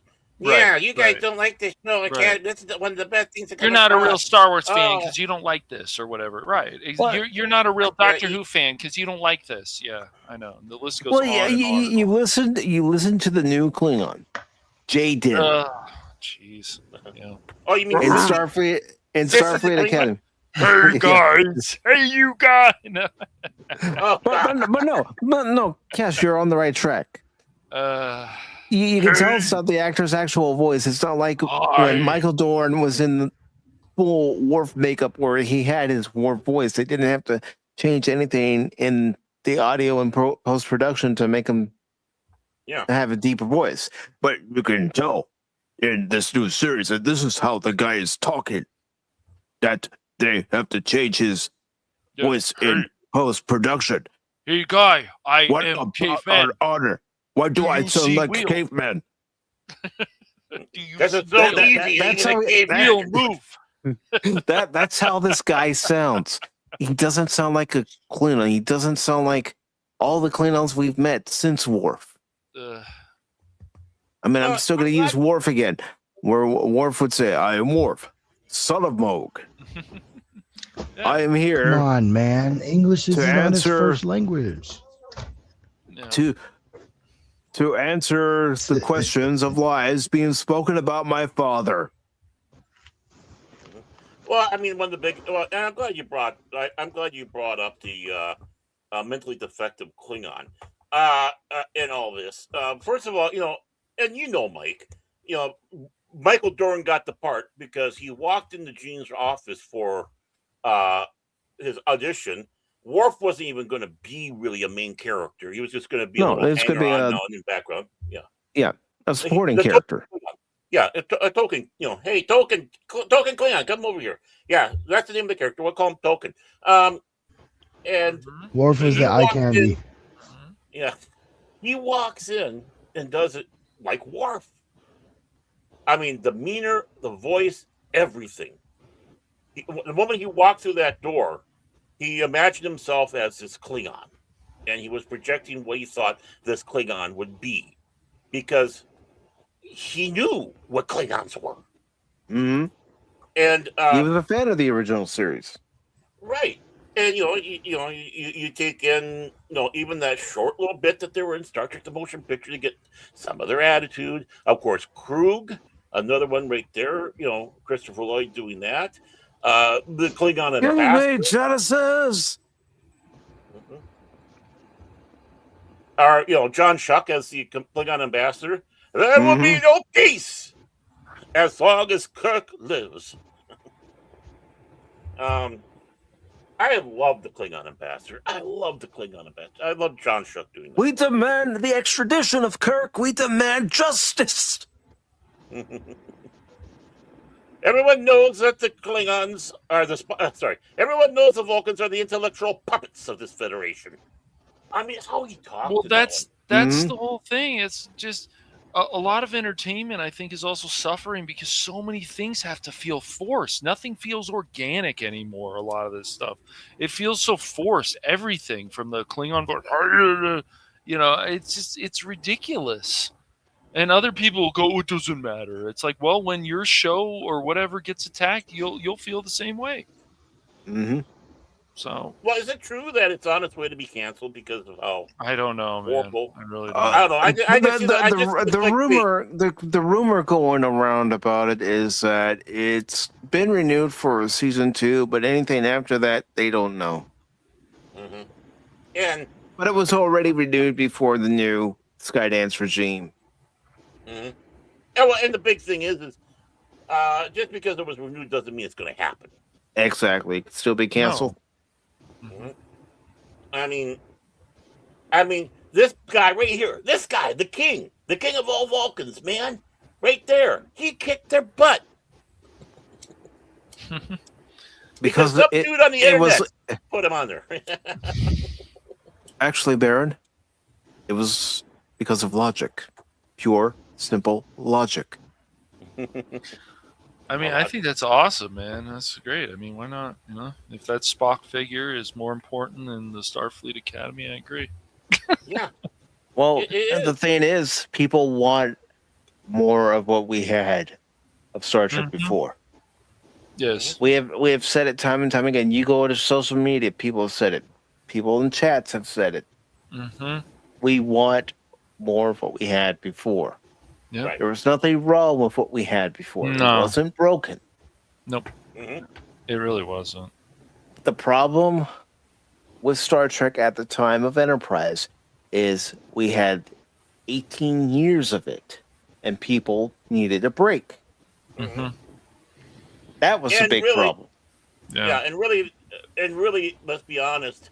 With Enterprise, they weren't exactly going the right direction until way too late into the series.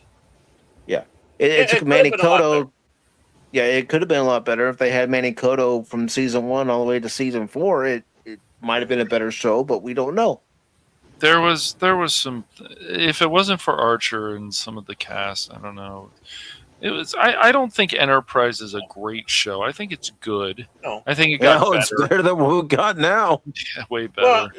Well, the important thing, Cash, is it's true Star Trek. So now it goes into its own category of being part of Star Trek, and now it kind of rates where is it on the tier of the original Star Treks. I do hold it higher. I'll be right back.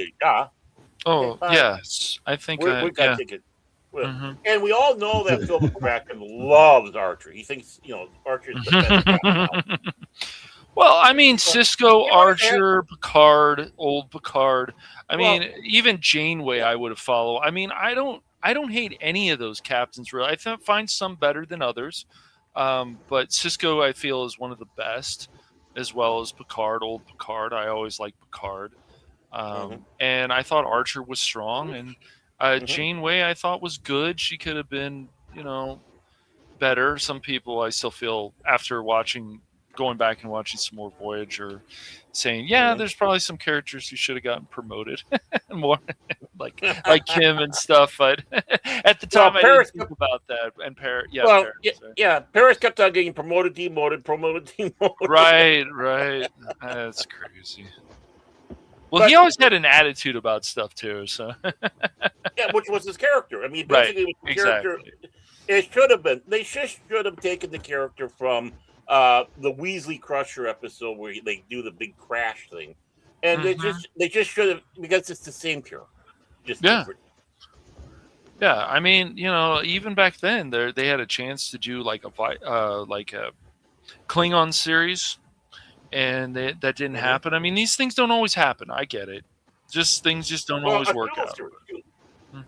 People were clamoring for a Sulu series on the Excelsior. I didn't mind Sulu. I don't hate his character. I just George on the other hand. Well, I'm not talking about the character. I'm not talking about the Los Patriot. But the thing is there was a big push being that you had he's the captain of the Excelsior. We can still keep old Trek alive and have the adventures of Captain Sulu. Yeah, and that make could all work. the Japanese out there happy. It's like finally, he got show we want. Yeah, I mean that reminds me of that episode of Family Guy. He's saying Sulu is the best out of everybody else. Everybody else is in the background base. It was funny, but that could work. Why couldn't it work? What kind of captain is Sulu? Is he a sit in the chair captain, or is he an away team captain? Probably more. I think he's balanced. Yeah, I think he'd be a balanced one. I think he would have been paired with someone who actually would have been a true Will Riker. Who, when they sat back and talk about the captains on the ship, the other guy goes down. If he had that young go-getter Basically trying to do a little bit like Next Generation, but Sulu still, he'll go down, but he'll stay back. He'll be more, what would you say? He'd be a little bit more keen on that than Picard was. Picard didn't like that. He wanted to go. Why am I captain? Sulu would probably think about things more, sitting in the chair and so on the bridge. So, which is fine. He would be more analytical. Yes, that's how he always was before. We might have actually gotten more of a true Captain Pike with him, and I'm not talking about crap truck. I'm talking about Jeffrey Hunter, because in some ways that was what the character Pike was. Bed intense. The wheels were turning in the head. All that. It wouldn't be a mirror copy, but it'd be similar to, I think, what we would have had for Pike, and maybe what the character would have evolved to if Hunter would have stayed the captain. But the thing that shows that, he would be also hitting the ground is he was part of the assault team that went down on Kittimer to stop the assassins. No, Sulu still has that in him. He remembers almost freezing to death trying to shoot a phaser at a piece of rock to keep warm. Well, also, the reason why you have Sulu and the Excelsior go to Kittimer is because of his loyalty to Captain Kirk. Yeah, that's the band I served with for over 20 years. I'm not turning my back on him now. Right. Because, basically he was in some ways breaking orders to do what he was doing. But, hey, he helped out. He helped take out the bird of prey, and then he helped take up some of the conspirators. That's our Sulu. Yeah, that's why it's you ask these new people, it's like, what do you guys know about Trek? What have you watched? Did you sit down and actually watch the old show? Did you tell the actors to watch the old show? Did you have them watch old TNG? Did you have them watch Voyager? Any of this stuff? Did you have them? Like I mentioned last week, Kesh, the actress that's playing the new Jemadar in Starfleet Academy, she says in an interview, "Have you ever heard of evolution?" And I'm thinking to myself, evolution takes thousands of years. Hey man, life finds a way. Okay, fine. The Dingbat talks about evolution. Great. Okay, let's take a look at our friend the deer. Let's take a look at our friend the deer. Whether it's a mealy or a whitetail, it doesn't matter. Just our friend the deer, right? And their lifespan that they have. So they have gone through many generations since the car was invented. Many generations. You would figure that somewhere's in there, something by this time, because of the many generations they have gone through, that there would have been some sort of social evolution bell in there going, "Hey, light's bad. Get the hell out of the way." No. But they still keep looking at the damn lights. True. Deer are too simple. Yeah, it's like a blonde in the 80s. Just simple and creatures. it was mentioned on Deep Space Nine that there are no female Jem'Hadar. The Jem'Hadar are bred to fight. They're warriors. Right. Yeah, they're too. Well, they're only denying once they outlive their purpose, they mean nothing to the Founders, nothing to the Dominion. So they're exterminated. They die. Right. Well, they have a short lifespan. If they live that long, that is, because they're bred for war, bred to die. And do they even have junk? No. Right. So if they don't have junk, they don't procreate. In some ways, they are a synthetic life form that was genetically designed to be out there. Yeah, because they were a synthetic life form created by the Founders.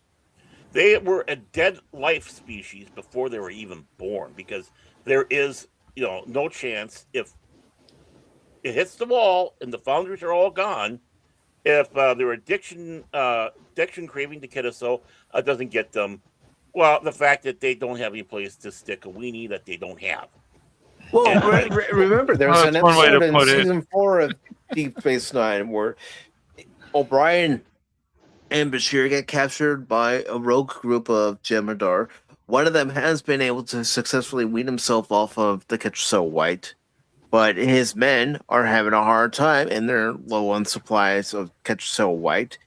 And long story short, what ends up happening in that episode is that those Jem'Hadar end up killing themselves. Yep. And the Jem'Hadar, the way they're bred, made, manufactured, however, if without their leaders, could this, regardless if they, even if they can survive, could they survive? Could they build a lasting civilization? Not with the way they're engineered. It would be like maybe nomadic if they're lucky.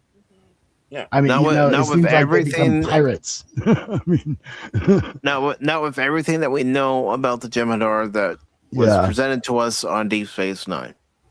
They serve the founders in all things. Right. Obedience brings victory, and victory is life. So here we are in the year like 3000, right? That's where they pumped them up to with whatever BS that they did with all the crap that Crispin came up with. There'd be a high chance, honestly, that the Jem'Hadar would be a dead species by then. That the founders would have no use for them. Right. Maybe they discovered a new thing to take over because they are imperfect. And it's like, okay, the Jem'Hadar project is all over with. And we've seen it in other fiction, right? I mean, let's go right over the Warhammer 40K. Before we had the Space Marines, we had the Thunder Warriors. The Thunder Warriors who are much more powerful, much bigger, faster and all that than a Space Marine, but they were imperfect. They had rage issues, you might say. They were hard to keep tame, and eventually, at the end of the of trying to get the reunification of Earth, well, on the Mount Ararat, they get all wiped out by Space Marines, Dark Angels particularly, and it's like, okay, you guys are done. Now the Firstborn in 40K is having that issue with the new Primaris, which is horrible lore, by the way, and that's how it evolves. The Jem'Hadar are not a people to Dominion. They're a tool. Mm-hmm. And just like the Vorta. The Vorta were a subprimal species that the Jem'Hadar genetically manipulated to give them the knowledge and experiences that they would eventually gain, but still, even they were subservient to the founders. Right. Maybe through genetic tweaking and such, like the clones in the Star Wars prequels. The thing is, they were uplifted from whatever species, whatever it was, but they're still subservient and they're being cloned. So, how much of their reproduction has been screwed up now? Are they a dead species before they were even born? I would say yes, because all of the cloning. You keep cloning one after another. Eventually, that original DNA is gone. Well, it's also isn't stuff like even the makeup like hurting entertainment? I think it is. You look at the Jem'Hadar, Baron. I'm sure. Did you see the makeup on the female Jem'Hadar? Here, I'll bring it up. Guys, I just ate. Please, I want to get my lunch done. Yeah, the only thing she's missing is the coffee cup that goes, shh, a Jem'Hadar is speaking. Oh, trust me, with what the character was saying in the first episode, she's pretty much saying a Jem'Hadar is speaking. Yeah, you can tell right away. I mean, here's a perfect picture, Baron. Let me bring it up here. I mean, a lot of this stuff, Baron, if anything, it's become embarrassing, man. Right. What's happened to Trek, Doctor Who, the list goes on and on and on and on and on. Let's. There God, it is. I haven't seen that picture, but I don't like the Jem'Hadar gray. speaking now. Jem'Hadar makeup has never been gray, so I'm just like, it's a weird yeah, I know I did it already on a previous episode Not of that I remember. Pop Talk, but I'm going to bring up a Deep Space Nine Jem'Hadar. I'm going to try to find the best quality picture I can. Yeah. Now, maybe I'll give them this. Maybe there was some manipulation that's going along, and maybe there's some little color defects that come across some of them. But Okay, the maybe. thing is maybe, just maybe. I'm just throwing it out No, there. no, that's not a bad. Just like Mike was saying, there was a Jemadar who was able to beat the Ketracel White. But the thing is, it's not a normal. I will bring up that Jemadar. Hey, there we go. Oh, you can hear her screeching right now. God, oh, it's like fingernails over the chalkboard. Just look. That's what that picture is right there. That's fingernails on a chalk. Well, if you've actually heard the actress speaking, it is like fingernails on a chalkboard. No, I haven't. But I'm going to share it. Look at that. Look at all that Jemadar who had weaned himself off the Ketracel White. He was still struggling. Because his body depended on it. But he had an abnormality that 99% of the other Jemadar didn't have. And another thing too, Kat, remember, she's also part Klingon too, so she's not going to have that. So how do we miss that with a Klingon? Okay. Yeah, Cash. Part Klingon. Yeah, she's a Klingon Jemadar. That doesn't. Is there anything in the lore? Okay. No. There's nothing in the lore cache about a Klingon Jemadar hybrid. Give me a. There have been human Klingon hybrids. Yeah. Look at that makeup, though. Look at the detail on that. I mean, it's so weird and interesting. It's cool. That's Cash. That's Cash before he gets his first cup of coffee. Look at that. And there's the new one. Yeah. And then they have to show that picture, but you look at the other one, just that picture of the first Jemadar, and he's just like thinking. This one, it's like this one's already screeching at you. It's just it all fits. I don't know. It's because crazy. because Jemadar don't screech. That's exactly what they are. Right. They're stoic. They're machines. They act like machines. They're basically half flesh Klingon, machines. half Jemadar. Give me a break, man. Yeah. Well, I think it's in the episode that Dias cast. I could have the episode name wrong, but it's when Orf and Garrick are in that Dominion detention facility in the Gamma Quadrant. Worf has to fight that one Jemadar, and that Jemadar actually grants Worf mercy. He says, "I yield to this Klingon. I cannot beat him." Because Worf will not give up. I might have seen that. They're red warriors. And then the Vorta says, "You will kill him now." And the Jemadar says, "No, you don't understand. It's a warrior's code that he and I understand." Right. So once again, That's what they're they're hurting these franchises because they're putting in stuff that seems to be illogical. Really, it's ridiculous. We've seen this with Star Wars, Doctor Who. We've seen this with Trek. We've seen this. With what Turtles, about Arcane season 2? I haven't even been able to get through it. It's just that's another mess too because they just change things. Why can't Mel and Jace be together? Why can't this happen? Why does Jinx have a mini me kind of thing? It's ridiculous. It's just all ridiculous stuff. We should be focusing on the war with the underworld and the upper world and all that. That should be the main focus, not go off on all these other ridiculous tangents. It's crazy. Well, I want to address the Klingon issue again. I know I brought it up way back when, before we even had this this conversation with Sissy the Klingon. Has he worn his dress yet? Just wondering. I wish I was kidding. I wish I was kidding. I saw. I haven't I looked there. saw some nonsense. I know. Yeah, I don't know. Mike W. Barr, when he got everything all set up for the first DC run of Star Trek way back in the day, he introduced a mentally deficient Klingon, and I'm not being mean about that, but he was not wired quite like the others. He did not have that aggressive war. In some ways, you're dealing with Rain Man with ridges. Let's just put it that way. and all the abuse. Then he came over and became a member of the crew of the Enterprise. Hence, he was the first Klingon Starfleet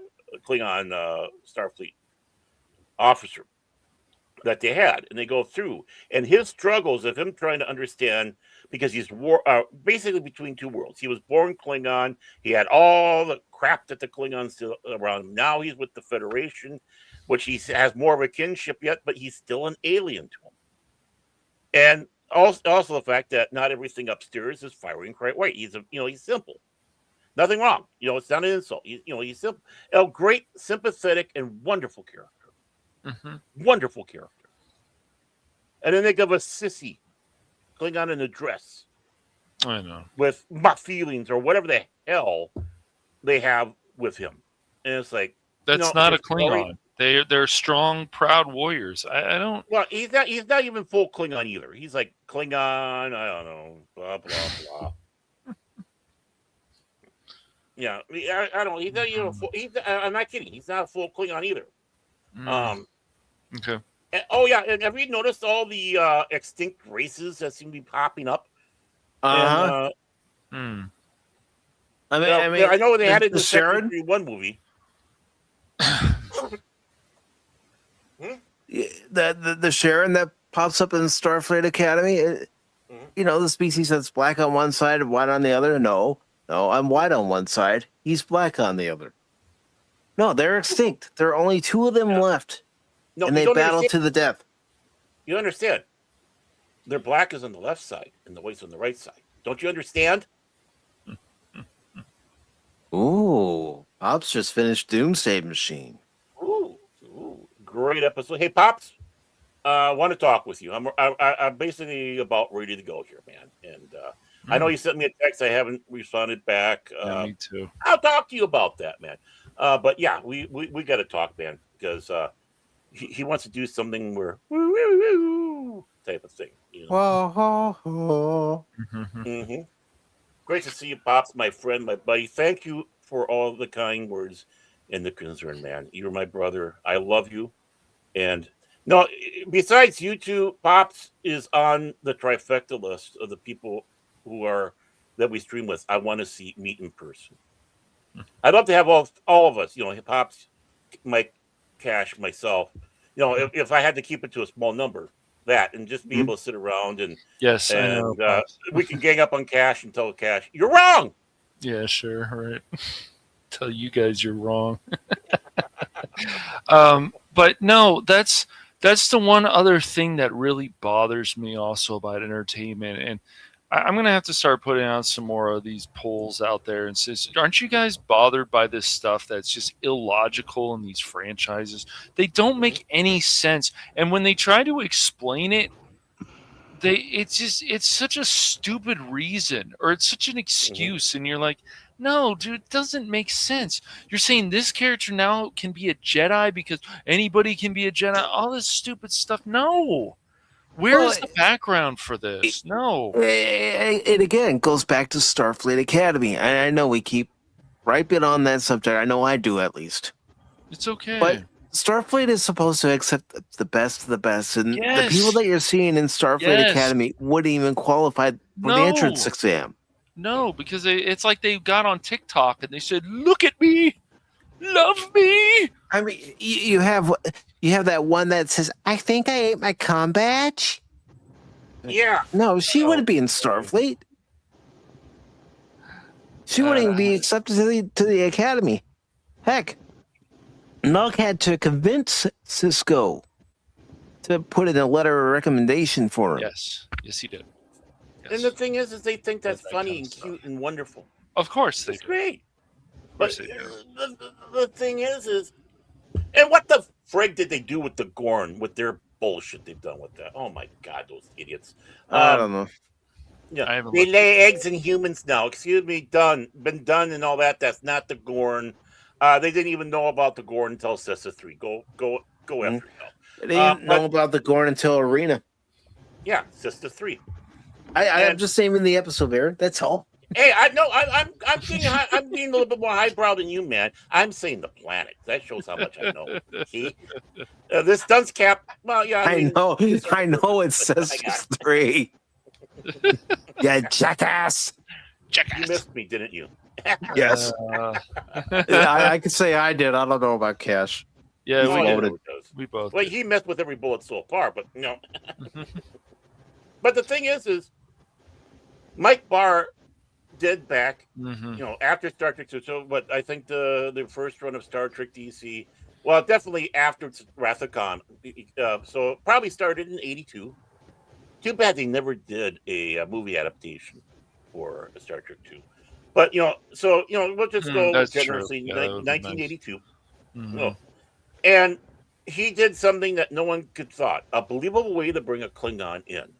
It was all logical. There's understanding of why. There's a story behind it.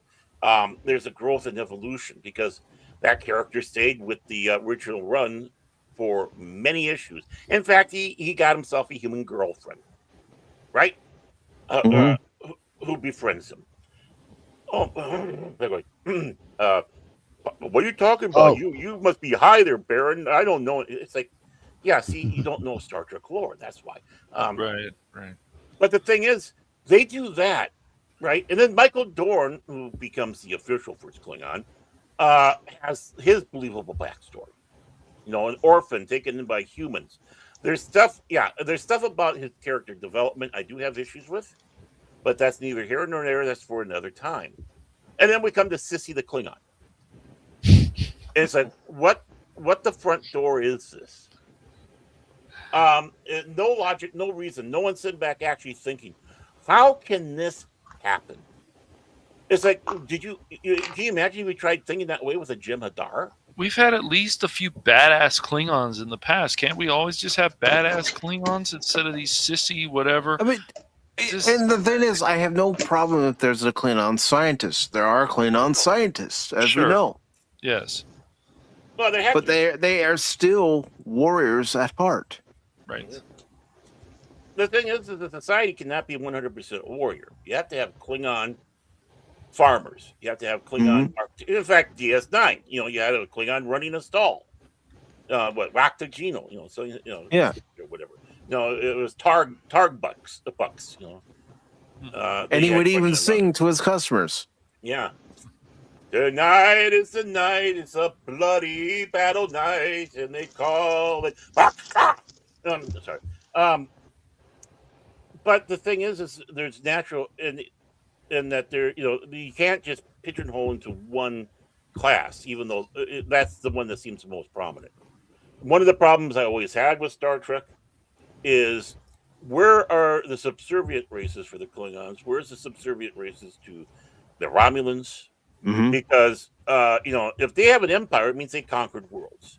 You conquer world. Romulans are basically being taken off Rome, so they would conscript from these planets. You'd have their various legions. The Legion 5, Cestus 3. I know it's not what Cestus 3, but I'm just pulling that out of my ass, right? And identifying and such. The Klingons would conscript them in, especially if they had great warriors. I mean, Star Trek Online at least tried by saying, okay, the Orions are not with us, the Gorn are not with us, these other races are with us, right? Okay, great, wonderful, but you should have had something like that long before. That's why I've always wanted, and I wish the next series would explore either Klingon space or Romulan space, because there's a lot about Klingon and Romulan space that we still don't know about. Right, species that we've never met within those empires.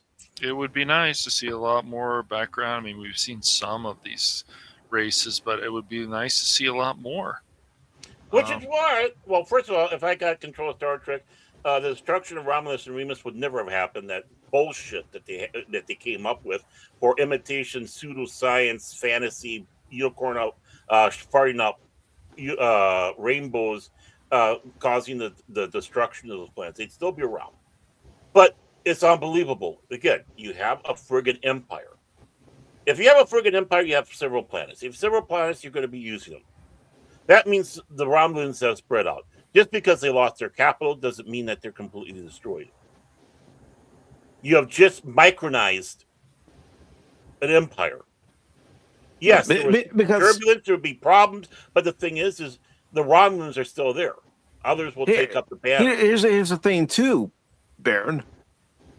Just because Romulus falls doesn't mean the whole empire goes into complete and total collapse. There would be a fallback planet. You don't think an empire that's existed as long as the Romulan Empire wouldn't have a contingency plan in case something did happen to Romulus? Right. They're cunning people. They have backup. I mean, the whole concept, which of course they followed through with Star Trek Online, is absolutely ridiculous, stupid. Of course, they pull it through still with the Picard series. You know, what's interesting though is they have the two different species, smooth heads and the bumpy heads. So that was at least something I have to give a tip of my hat to for it. It's about the only thing. I mean, season 3, the changelings manipulate the Borg, and then they both manipulate the younger crew, and then the younger crew to rule the world, whatever. It was ridiculous. I'm like, come on. I don't even know at this time that much about the changelings. So, obviously, I found out more of that when I watched more Deep Space Nine. But you will find out more about the changelings. The Founder's solid. I was just like, this is ridiculous. Like, even if you don't, this logic that they're trying to present is just stupid. And then, of course, a Crusher has to be basically the chosen one. It was just like, come on, guys. Well, yeah, they had to get a new Crusher because the other one was a fuckwit. Right. Honestly, I mean, no, I know. Here would be actually perfect things to actually do something with Weasley, but the thing is, well, he's a suck ass actor with his head up his ass, and the character is stupid. Yeah, I know. He got better in some episodes, but I know what you're saying. But Wesley was the best after he left the show, and came back. Mm-hmm. That's where the character really started shining. Basically, his last mission with the crew, the crash. Mm-hmm. That's what happens when you get an ego pilot to do your shuttle work for it. DJ Ronnie G in his turtles. Hey there, nerd. But this is the whole thing. Like, even when you go back in time and you watch the Teenage Mutant Ninja Turtles, the first two movies, the original and Secret of the Ooze, even though they changed like the original one more than Secret of the Ooze. I still like Secret of the Ooze, but yes, I think the original is the best. Should I? No, you can. It is his first night. I just got here. You know what? Tell you what. No. Bring yourself back in, youngster. Here, I'll do it for you. The Secret of the Ooze was still a lot of fun, but the first one is still the best. But still, both those movies are very enjoyable. I think. Even though they changed April, it still felt like April. But when they're doing changes now, either animated form or not animated form, I was already turned off by this Mutant Mayhem movie. Okay, this trailer looks pretty good. Then you see Lizzo April or whatever, and you're like, no, I'm not feeling this. I'm done with this. But you sit back going, at least she's not redhead. We know right, sure. She should have been a redhead, but that's beside the point. And this was the second time or third time, including the comics, that April has actually been black. But April before was thin. And it's just all this stuff is just, and I'm like, I'm sure the rest of the movie might be decent and this and that, but you see things like that and it's like, what else do we need to accept? And it's just stupid. I'm like, because they're insulting April. You don't insult April. April has become an iconic character for many people, just like Laura Croft, just like these other characters. And that's the thing that we just keep seeing. They keep insulting these characters, and then also when they make characters gay, the relationships aren't very interesting at all because it's all about this narcissism crap. Oh, I'm gay. Okay. See, what do you do? Or what we need? Yeah. What we need is April and Neil to hook up with DJ Ronnie G because they both have turtle issues. Okay. I mean, can you imagine that being April and DJ? There you go. And she, Well, the redhead, no. the redhead with the boobies, and yeah. No. Well, the character in Turtles lore does reside in New York, as does Yes. DJ. That's Mhm. true. That is very Mhm. true. Well, see, there you go. Let me give a few calls there, DJ. I'll see if I can hook you up with her for a date or something like that. Yeah, Barrett's gonna hook you up with a cosplayer who's cosplayed as April. Not that Holy that's shit! a Have you bad seen thing or some? anything, but hey, I'm just gonna sit back and say, as long as I like turtles. But you know, Turtles. like it's everything. turtles. Like Thrawn, for example. Thrawn is very cunning, and you do not want to mess with Thrawn because he can do mind games on you that probably even get you killed. But the way that they presented Thrawn, he wasn't as cunning. He looked like he had a little bit of a belly in the live action Ajoka show. I'm like, what are we doing? We saw what Thrawn was in the Rebels show. That's Thrawn right there. No, So there was live a lot of action. issues with. Oh, That that's was a lot of issues issues with too? him in Okay. that one too. Okay. I mean, I'll have to look. wait, into you that want one too. Thrawn? Read the Heir to the The Empire Heir to the series, Empire, okay. and then read the duology Okay. that came afterwards. Right. And there's a lot of other books that have Thrawn or. But he was involve still more Thrawn. menacing, man, in the Oh, yeah, Rebels. hell That's yeah. the whole thing. I'm like, that's the Thrawn I like. So there was some problems with that. Okay, I guess I could see that. Yeah. Yeah, there were some problems with that, but But he again, was still his a villain. devotion- He was still right. I know. Mhm. And so they change these things, and then it's just illogical. It's the same with everything. I'm surprised the Daleks didn't start waving a LGBT flag around. I mean, it's just. don't give Russell T Davies any ideas. Mm. I mean, when you saw the Daleks, you're I- like, I oh hear shit, Russell- they're still I- menacing and scary and shit. Yeah, I hear Russell Davies has a Dalek fleshlight, so he probably does. oh yeah, exterminate me, exterminate! Oh, exterminate! Oh, You know, I mean, it's He's just back, like folks. right. It's just like J. Michael. You know, it's like, oh, let's bring back Babylon 5. No, let's just keep doing animated films. Or it would be really tough for them to do like an actual live action Babylon 5 movie. I think. I mean, yeah, that'd be hard to do. It'd be hard to do because mhm. half the cast is gone. Exactly. So who would fit into these? Yeah, that would be tough. Well, what's And great what would about be the Babylon point? 5? Yeah, go ahead. What's great about Babylon 5 is you have a huge sandbox They to play can't. with that. Tree Rock. And we've only really seen 5-6 years of that sandbox with little touches of seeing 1,000 years in the past and 1,000,000 years in the future. Right. But there's a whole open thing. You can continue on Of course. in that universe of Babylon 5 Right. without involving Babylon 5 because it was the True. last station, blew up 20 years after it was built, all that stuff. But you can still use it. I mean, Straczynski tried doing that a few times with Crusade and also with Legends of the Ranger, Mm-hmm. Did I watch which that? could have been interesting. Which could have Yeah. been interesting if Yeah, I like if it the wasn't- Rangers. They're you know, they do whatever it takes. I love that attitude. Yeah. Yeah. And, Mhm. and what you had going there, two great opportunities. Not his fault that he got effed over on those. Right. But it was interesting to see where they would have gone with it. But the thing is again, I would say if there's anything done in the Babylon 5 universe, you got to move it ahead in time. Right. You have to move it You ahead. got- You know, Shepard obviously has been gone a number of years. Delenn Shepard. and so on. I'm sorry. Shepard. I'm sorry. This is Sheridan. This is Halo 5. Sheridan. Is this Halo Sheridan. 5? No, that was Mass Effect. You see, Sheridan. This is I know. this is not right. This is not right. He is done. He can't even remember Captain Sheridan. It's been a while already since I watched. What is Babylon wrong 5. with you, you stinking non? Yes. Yeah.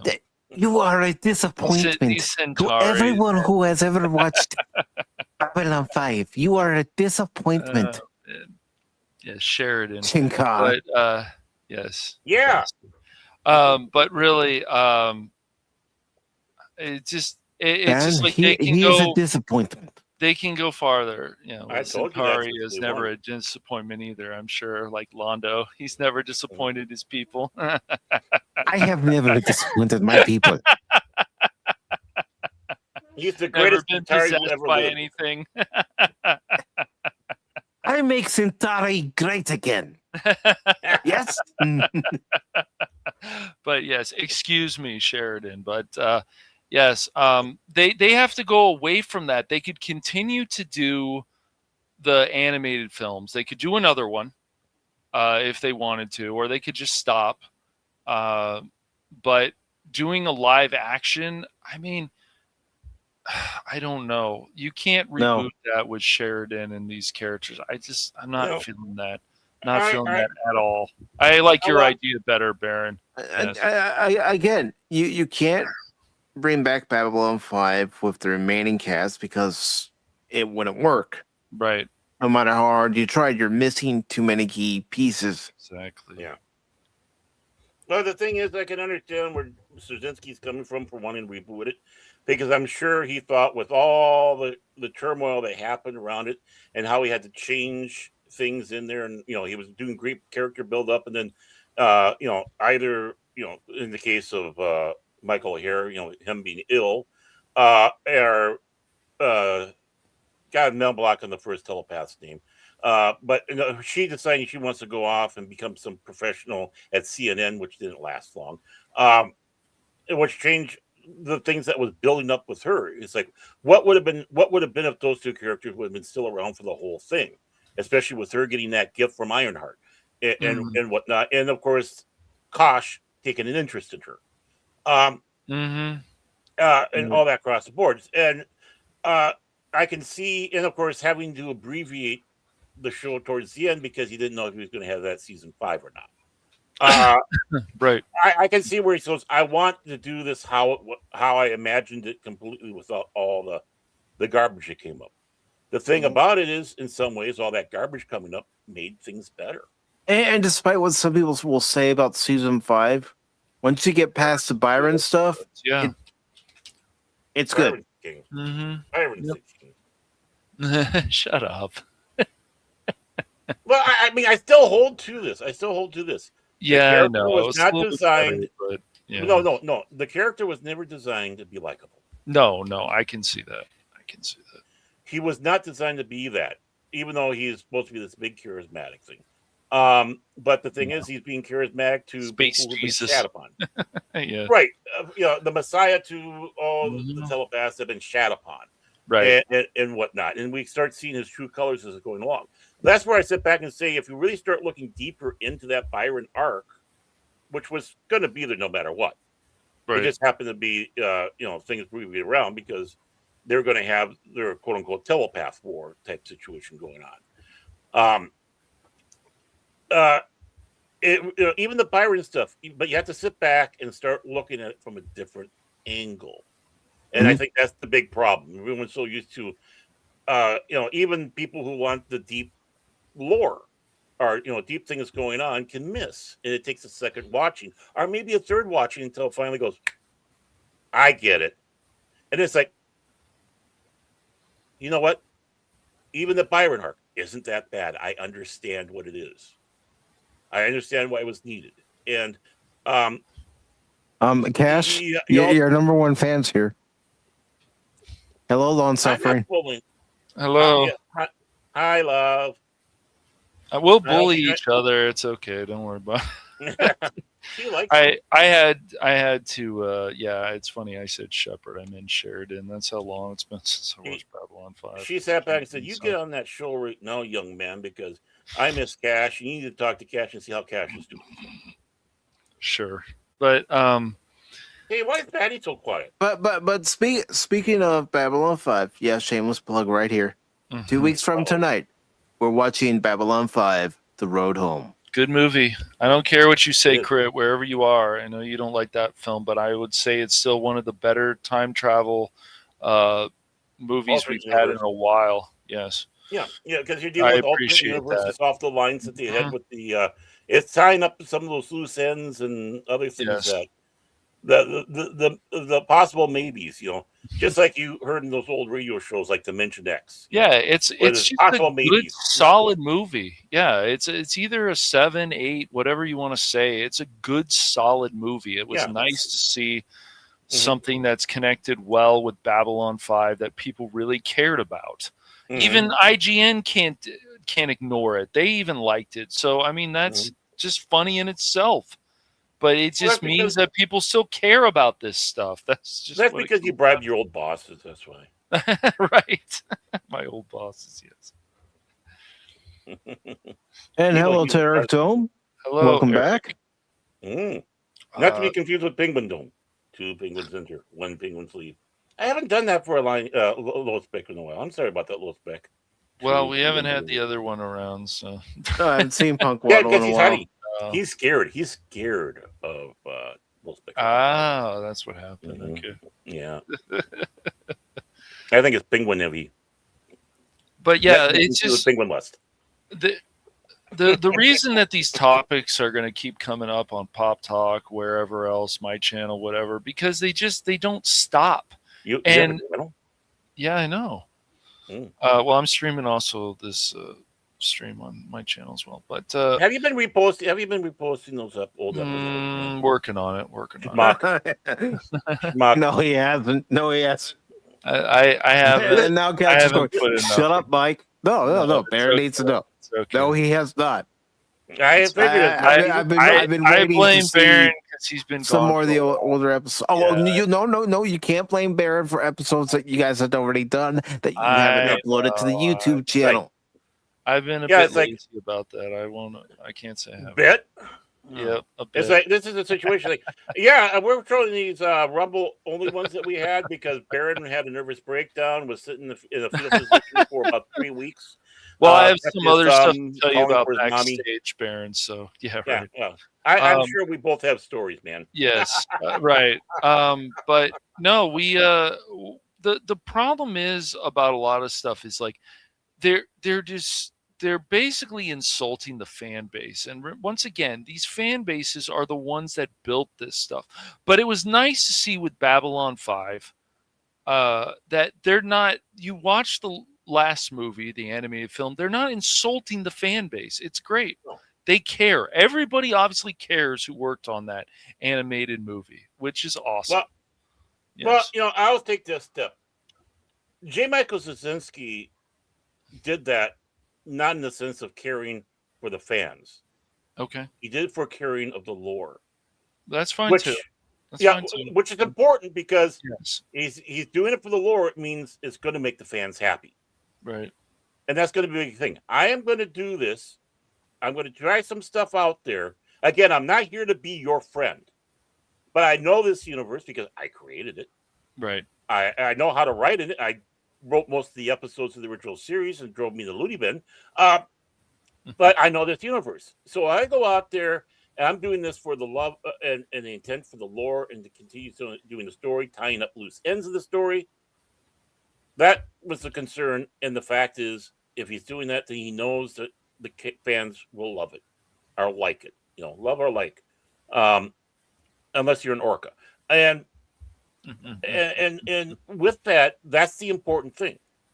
And that's the thing where I think a lot of these people don't get it nowadays. They're trying to do it for the fans, most of which now, because they've driven real fans away, are the trendies, the mental deficient morons, window lickers, right? Who think that they're the true ones and they can list everything they can do about this new stuff, but can't talk about what came beforehand because you don't want to know, they don't care, all that. Right. You get somebody going in there that knows the lore and has the attitude F you fans, which was kind of interesting because they did that with what Nolan did that. Where they say, we're not doing this. We don't care about the fans. Well, that's an important statement. Then what do you care about? Is it going to be the lore? Is it going to be the story? You're going to try it? Because if that's the attitude that we're going to try to do the best project thing out there, right? We're going to have the fans happy. We're not going to have the fans if we don't do this right. So we're going to do this for the love of this universe, this property. And if we fall into fan service, that's where we start falling into the trap and it starts turning into fanfic. Right. And which basically all the new crap is. Mm-hmm. Everybody's main goal. I don't give a frig if they care about what the fans think or not. Be honest with you. And that's not blackmailing. That's not insulting fans. No, I hold it to one level higher. Do you love the property? Do you love the legend? Mm-hmm. Yes. And if you keep on going and you do it, and yeah, you'll probably flub up here and there. We all do, right? But the thing is, you make it a try, and you keeping in the lane. You're inside between the curbs, and yeah, you might be kissing the curb now and then. It needs to be done. You need to try something, Yeah. right? And maybe it'll work. Maybe it's not. If it doesn't work, you got to give them kudos for at least trying. Well, yeah. Well, and I that's think the thing I care about. If they Mhm. do if their main intent in doing the best project ever and screw the fans attitude. Well, which fans we talk about? Yeah. It's like President's Day, the most worthless holiday we have, right? Oh, we're going to have President's Day. Oh, so we're going to go out there and celebrate the importance of William Henry Harrison, who died in 30 days. Mm. The Grant administration, which was completely, utterly a foobar. Our Buchanan, who basically his actions helped start the Civil War, or inactions, we should say. I mean, are we going to go with Harding, who was whoring around, playing poker, and all that fun stuff, living the life of a boss instead of a president? Are we going to celebrate that? No. Then why we're going to try to appease the fans when there's so much out there, and many of them out there are trendies? No. And that shows the true love to the fan. Yeah, I mean, these the fan base that, you know, if you want to appeal to them, it needs to be the people who are true, who really care about this stuff. And it would also help if these studios and other people would put out more polls or put out what would you guys like about this? What, just to see what they say. And the problem with that, Cash, is that they don't really care what the fans think. They don't. They have shown that time and time again. Time again. I know, and that's the well. problem. And the thing is, Cash, they have been doing that, and that's why that's the problem. Again, it goes to somewhat. I don't see them. They have. That's why they're coming with this up, because what they're listening to are the loud trendies. I guess I haven't. That small minority, that's the most vocal minority, that say, I need my representation. I need this in my story. I need that in my story. When it should be organic. I feel all of it should be organic. When Star Trek highlighted an issue, it didn't put it in your face. No, it didn't. It presented it organically. Right. It made you think about it. I mean, let this be your last battlefield. I do say of the original Trek, that was a bit of the in your face, you know, whatever. But that's the exception to the rule of what the original Star Trek. Right. You know, that was a bit of a heavy-handed episode that they had going on there. But the thing is most of the others was sneaky in social awareness and made you think. Yeah, it wasn't trying to. That was the whole point. A lot about this stuff is to make you think. Heck, you could even go back to stuff like Hercules. It made you think. It's crazy, as goofy as that show could be. Right. That's why I don't hold "Let This Be Your Last Battlefield" in the high esteem like so many people out there. Right. The you know, it was done better. Like I got a mental block. You can help me with this, Mike, because you know you're a good man. But with the Excaliburns and the Lincoln and Sarek and all that they had on that one, basically they were doing the same thing there, but being more sly. I'm not saying that was a perfect episode. No, I'm not. But the thing is they did a better job of basically doing the same thing with "Let This Be Your Last Battlefield." And and that's the important thing. Again, they tried. You know, you got to give them kudos. And you had Frank Gorshin, and "Let This Be Your Last." Right there, instantly, you heightened the bar right there. You know, you had Frank Gorshin in there. But other than that, you know, again, they tried. I'm not going to be too critical. I'm not going to do a Spock's brain on it. You know? Yeah. But so I mean, and again, it's not because as a fan, I'm saying this as a fan. I'm not insulting fans. And the episode that you're thinking of with Lincoln was the Savage Curtain. Thank you so very much. Which, by the way, going back to Mike W. Barr and introducing the Klingon that became a Federation officer, that came from the first 4 parts of that series, where you had the Excaliburns and the Organians going at it with each other. again, the guy knew the lore and was able to come up with a story for it, and probably did a far better job of representing the Organians, not the Organians, but the Excalibrans, than what we saw in the Savage Curtain. It broadened their history, or in them. No, species building. There we go. Call it species building to character building. Well, world building too. Yeah, and world building. Yeah, there we go. That's better. World building. But, expanding on them, what they're, of course, it's not quote unquote official, but it's sure as hell a lot better than anything we've been getting. Even, I hate to say this, in Berman Trek. Some of the stuff they had in those comics were even better. We know there are stinkers in Berman Trek. Yeah. Right. And it's not coming hard down on that, but no one. Imaginary friend to anybody? I mean, even J. Michael Straczynski, he even admitted himself, yeah, I made a turd. Gray 17 is missing. who would be out there constantly apologizing to fans for that one. I mean, what a guy. What a guy. No. But what a waste of Robert E. But yeah, it's just so funny. It's like the fan base that wants to buy your merchandise, buy this. Like, you guys don't ask questions. Like, should we have this goofy stuff in Star Trek or Star Wars or whatever that wasn't there? They don't ask these questions. They just go ahead and do it, or whatever. And then when they see the results and they get mad, it's like, but you did this to yourself. And it's not like how I told you that with Star Trek humor, it's subtle humor. Mm-hmm. Especially in a piece of the action. It's subtle bits of humor here and there. When Kirk's trying to drive the car. Right. And, just the looks that Kirk and Spock give each other. Mm-hmm. That's Star Trek style humor. Right. And even if you did have a little bit of outrageous humor with Star Trek, it still fit. Mm-hmm. Because they didn't rely on it. It was just a throwaway thing. Right. It's reality. Right. Yep.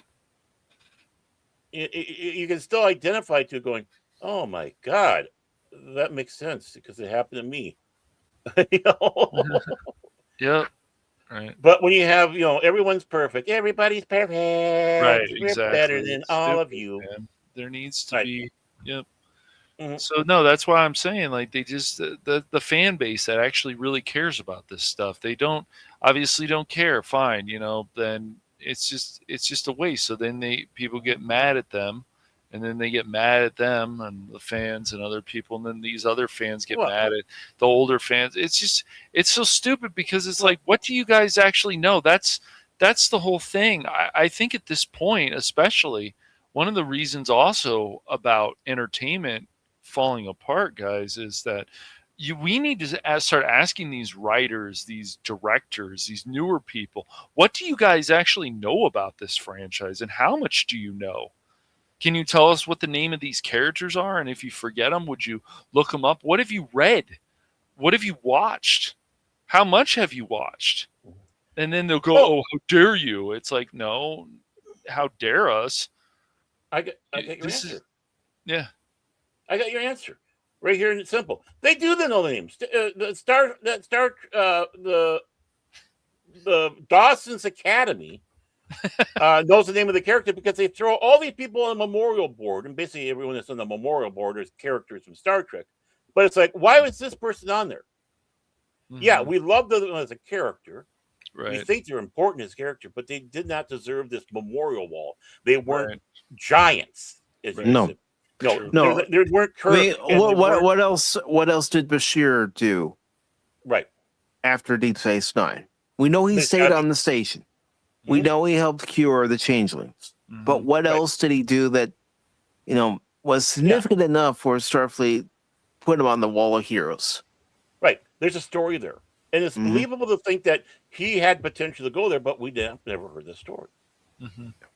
Because Deep Space Nine in their mind is just dead and gone, and we don't give a shit about it. I mean, they also had Nog on there. They had him as Lieutenant Nog when in The Visitor. Yes, I know that was an alternate future, but in The Visitor, he was Captain Nog. I'd like to think that he still made captain, and he had some kind of impact during his career.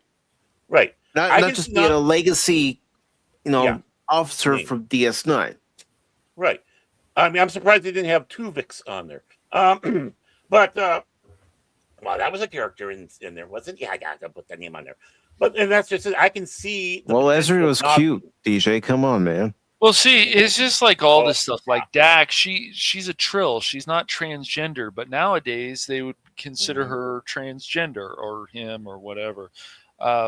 It's ridiculous. It's a whole different thing. But these crazy people, and they are crazy, would be like, no, this person's transgender. Now. This person this. Exactly. Yeah. And that's just, but it's like I saw a bit of what they had in the names and how proud they are to put these characters on there. But it's like, yeah, we love these characters. They were very important to the show, but being so many centuries since these people were about, they're just names. That's all they are. What other characters, crews and officers came along after them that might have made a significant impact? Right. I mean, you can see Kirk on there. You can see Pike on there. You can see Cisco on there. You can even see Janeway on there, right? You can see them Card. Yes. The card. But then you can start throwing some of the others that you had in there. That maybe you just came across. You knew they were good captains or crewmen. I mean, Spock being on there. I could even see in some ways Scotty being on there for his engineering genius. Well, not only that, I can see McCoy being on there because last time we saw him in canonical Star Trek, as far as the 24th century is concerned, that's where I'm going with this. Yep. Is he was an admiral in Starfleet. Mm-hmm. They just call him Admiral because Admiral McCoy. What did he do? How did he get there? Yeah. That's a story you want to know. What brought him out of retirement to get that rank? Mm-hmm. Exactly. What did he do? And that's been stolen from us.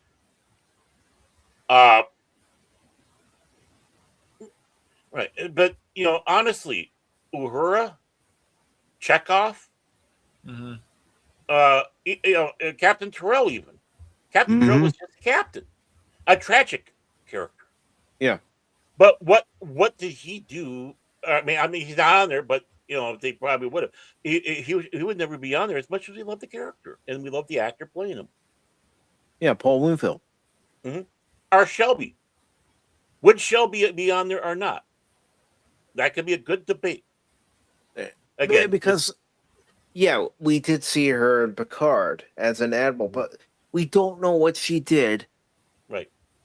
From her time on the Enterprise in Best of Both Worlds Part 1 and 2, and to the point we actually see her again in Picard. What significance did she play, say, in the Dominion War? Right. Did she have anything to do with the development of the Defiant, the Akara class, the Steamrunner class, and any other class ship that was being designed to fight off the Borg? Including the Sovereign.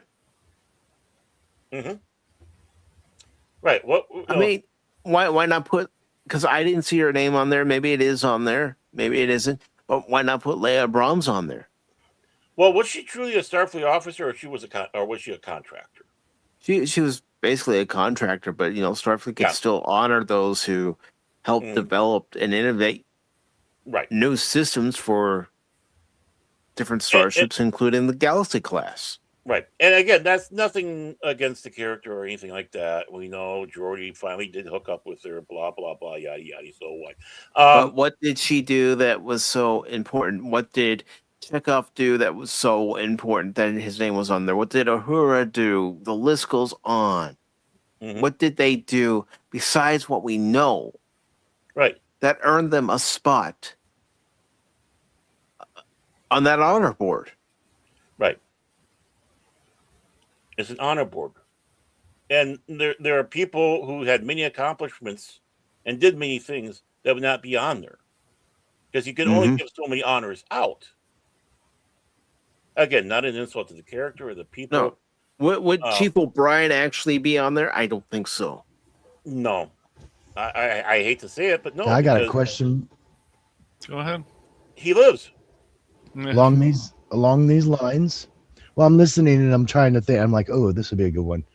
Okay, because we don't ever see, or do we see, like the end of the Enterprise's journey?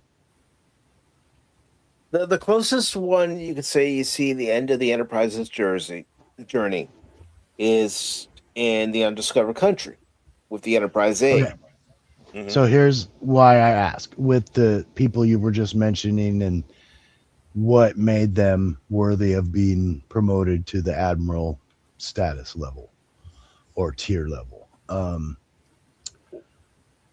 could their service on the Enterprise alone give them enough credit that if they just have a career, I guess it's a name, Starfleet career, that they're at some point like, oh, they'll get it just because of what they've already done?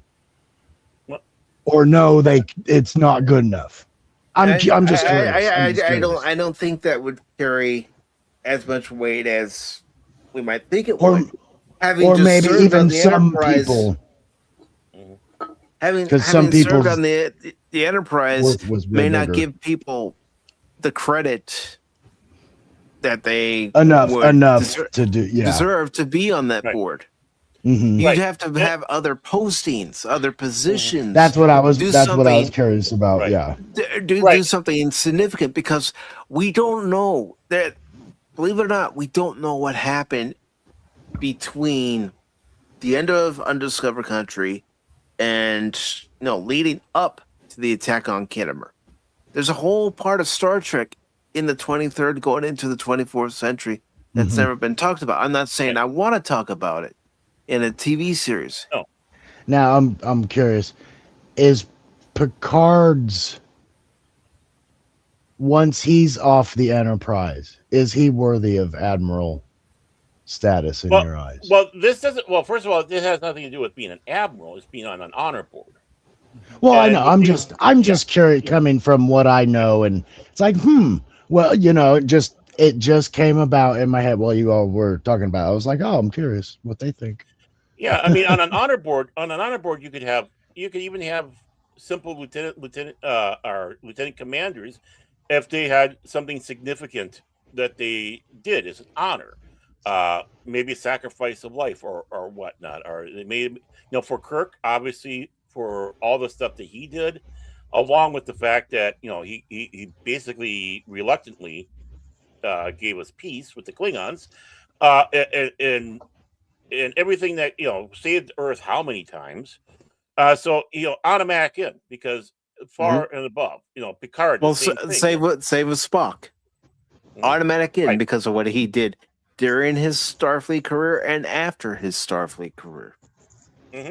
So I mean, it's what did you do? Because if you're just going to be there because you're part of the Enterprise, that's a participation trophy. That's what I wanted to know from you guys. Like, right, the ones you didn't know. Is there anybody that's worthy at that point? Do you think you're like, oh, I think this person probably would have been in a way better position, like, because we know Sulu gets to be a captain. Right. It's like, well, did anybody else get to be? Was anybody? We know Riker was a ton of times, but you know what I mean? Like, and Kirk had his first office. I mean, Spock, but Spock didn't captain, did he?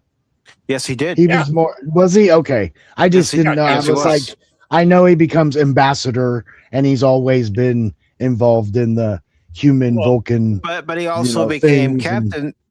He also became captain because at one point, and this is in Star Trek 2, The Wrath of Khan, Spock is captain of the Enterprise. Even though the Enterprise is training new cadets, he's still captain of the Enterprise, and he relinquishes command of the ship to Kirk. Right. He doesn't fight it. But does he continue on after his time on the Enterprise? Does he get a ship after that? he's That's what I was still curious. Captain Spock, but after that, well, I mean, he dies at the end of Wrath of Khan. He comes back to life. He helped save the Wells with Kirk and crew. And then in Star Trek V, Search for Spock. Yep, was one of my big you know, ones. the Final Frontier, Cybok and everything. But here's what would also earn Spock, an honor on that board. Being one of the first to help negotiate the Kinnemer Accords. Mm-hmm. That would be very significant. Peace between the Klingon Empire and the United Federation of Planets. Also, the Federation for short. Mm-hmm. Yeah, I mean, just have to take a look at his career. Being a science officer under Pike, science officer under Kirk, then becoming the first officer. Mm-hmm. The many things that he had to do on board the ship, becoming a captain of the Enterprise, serving through that one, and of course, first officer again, but still retaining rank of captain, just not position of captain. And then after all that, basically Star Trek VI goes off and becomes an ambassador. So, I mean, he was, and of course, like Mike was saying there, he was part, while he was still an officer, doing the bit for the Kinnemer, which Kirk was not happy about. He made that known. Let them die. I personally vouched for you, Captain. You personally vouched. They're dying. Let them die. Right. So, I mean, Spock had many accomplishments that would put him on that board. And let's not forget also, he was the first Vulcan in Starfleet. Mm-hmm. It was not a participation trophy. He worked hard to be that. He bucked tradition to do that. All right, he should have been part of the Vulcan Science Academy, which, which would have been a more Vulcan logical thing to do. But he bucked that, along with being half human, even though he never used it as a crutch, to further his career in Starfleet and becoming a Starfleet and breaking barriers. Doing it the proper way, not just getting the participation trophy. Oh, you got pointed ears? Congratulations. You're now part of us, so we can use you on our promotional. See, we got a Vulcan. I'm not prejudiced. I know a Vulcan on a starship. I mean, Spock is famously saying that logic offers Vulcans a serenity that humans seldom use. Mm-hmm. And we can only imagine with all this stuff that McCoy and the fact that he did become an admiral. McCoy did stuff. He did things and to earn that position on the board. Obviously, Cisco worked on that. Janeway, even though many of the things that she did can be completely questionable, but the thing is she was significant enough, and of course they instantly gave her admiralty when she came back, which is like, that's kind of ridiculous. It's kind of hard to see with Archer because Archer stepped down before it became Starfleet. Well, it was already Starfleet, but he had stepped down before it officially became the Federation. Right. He was there to sign the charter. Yeah, well, he was basically part of USPA. If you want to be honest about it, United Earth Space Probe Agency. That's what they should have called it, USPA. They should have remembered that because it was used constantly. It was still even around in the 23rd century, right? So he was part of the Earth fleet. He was but he wasn't part of Starfleet because that hadn't come yet. That came about with the Federation and unifying all the planets together to make one force. I'm going to disagree with you, but I'm only going by what was set up in Enterprise, Baron.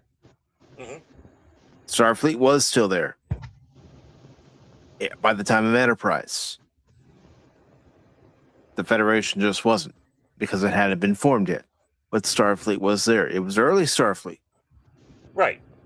But where they were being held down by the Vulcans. But I understand what you're saying. I do understand what you're saying. If you go by what the original series called it, compared to what came later on. Yeah, I understand you wanted to go with the original. Well, yeah, and this is something we can really debate about, because if we started now, we'd be on for 3 more hours with this debate. But to kind of change gears here, with not respecting lore, especially with the people who are running things, the absolute idiots at Games Workshop. Oh, we're going to have female custodians now. They're continuing the gender swap crap. Thank you. That, first of all, is impossible. And second of all, why? And what's your response when people ask?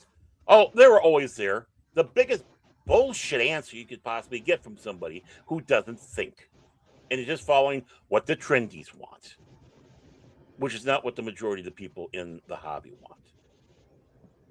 Define the logic. In fact, you know what?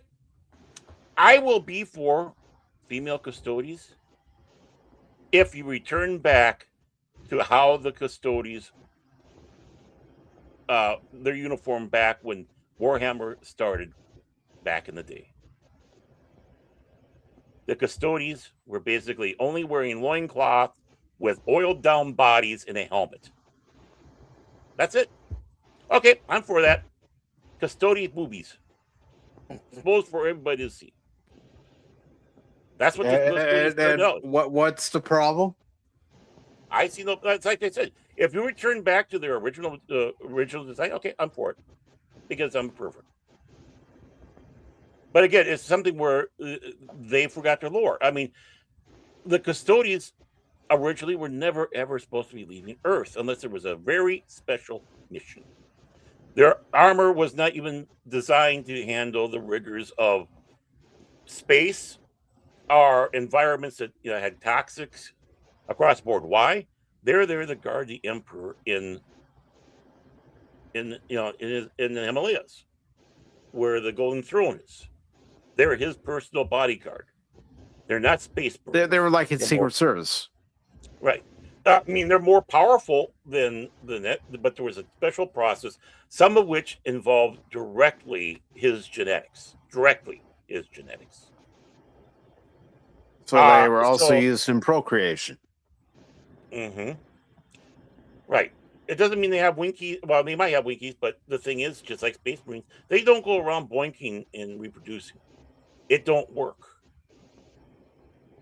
With all the chemical changes, all that stuff. So you can't do it. I mean, sexuality is not really a thing in Warhammer. Yeah, it pops up now and then, especially when you're dealing with Slaanesh, but it doesn't pop in there.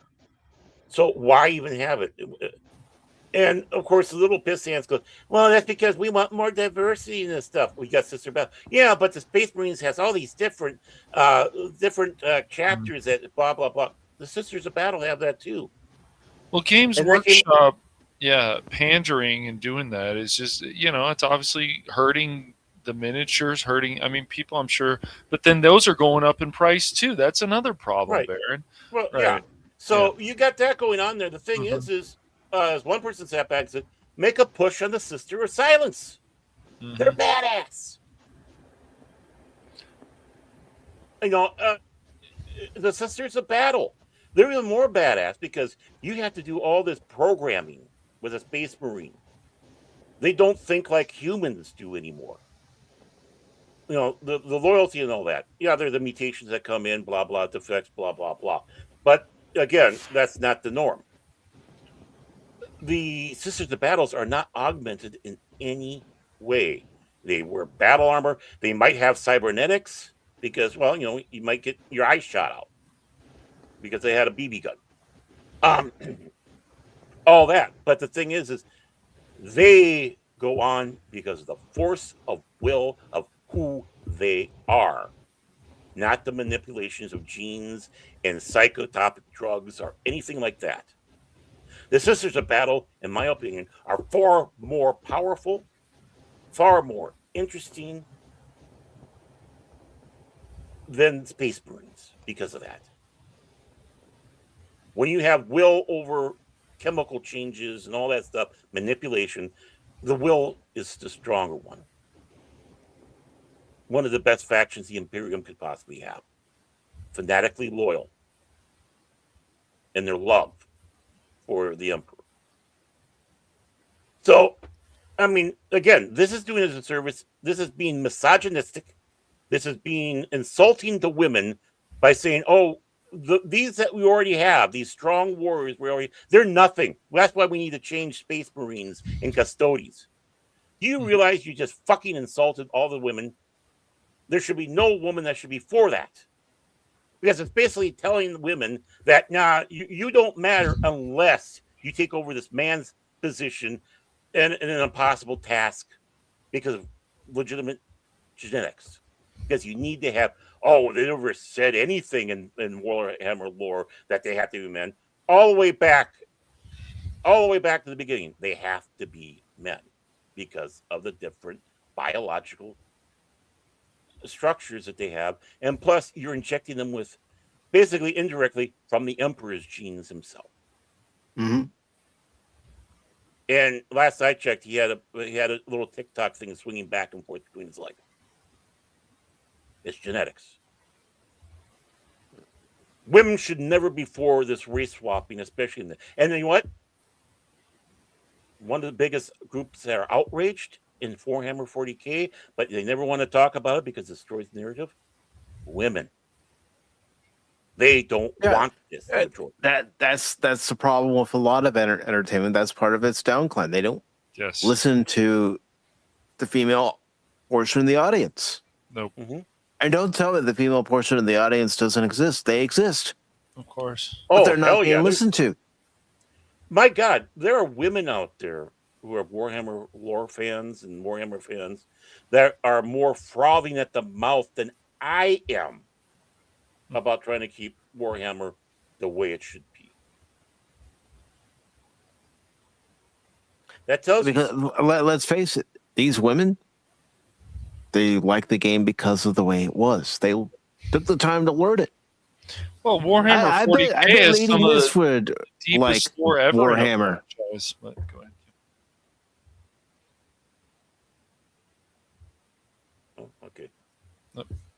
Sorry, I got lost here for a second. Hi. I blame it on my meds. But, you got that recently happened because it's part of all this crap.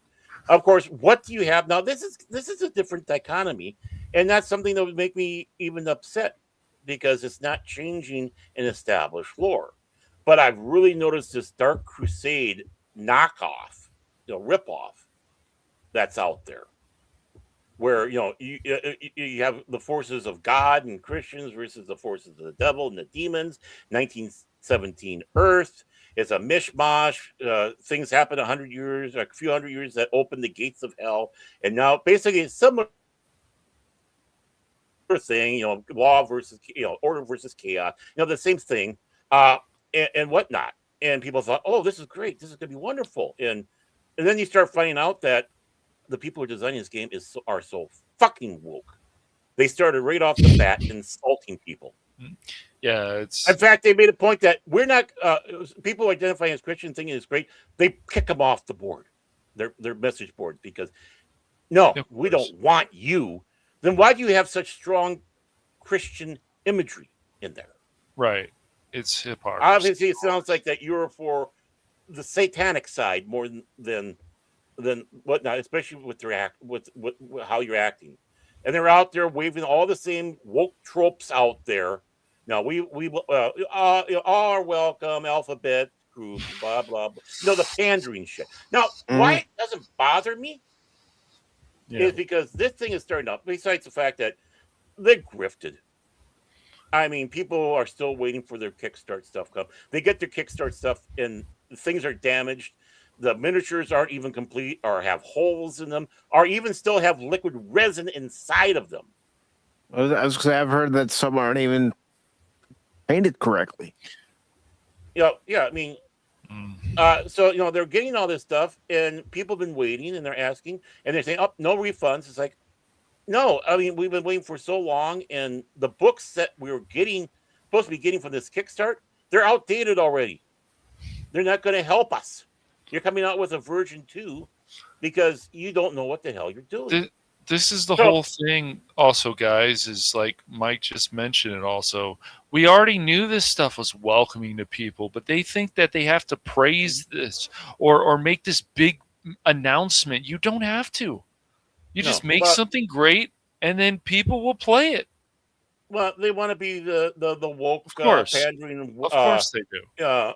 Awfuls, there's got the awfuls out there and all the others and the soy boys and stuff. People who don't want to play it. Now, why does this? Now, the question is, Baron, why aren't you so put out by this? Well, it's simple. They're just starting out and they already laid it out. They are not taking an established thing and then insulting everybody of this established thing and telling your long-term base to go fuck themselves.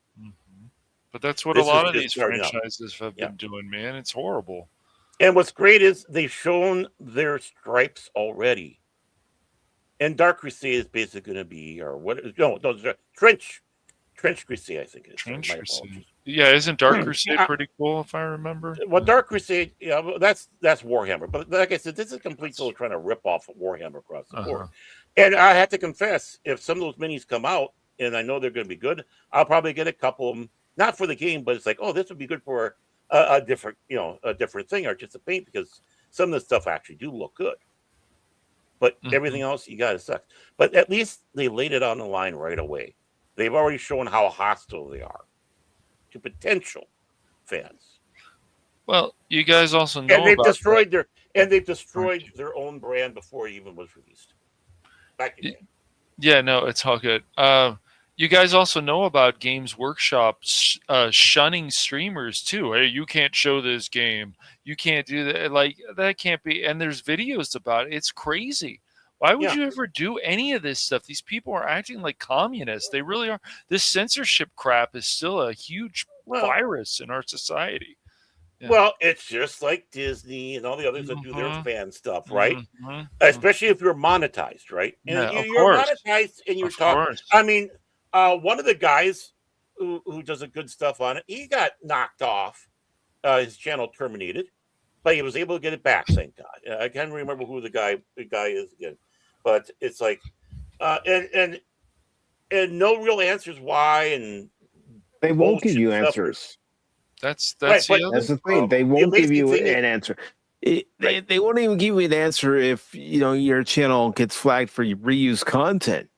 You have to guess what video could have been, what short could have been that caused YouTube's algorithm to flag it.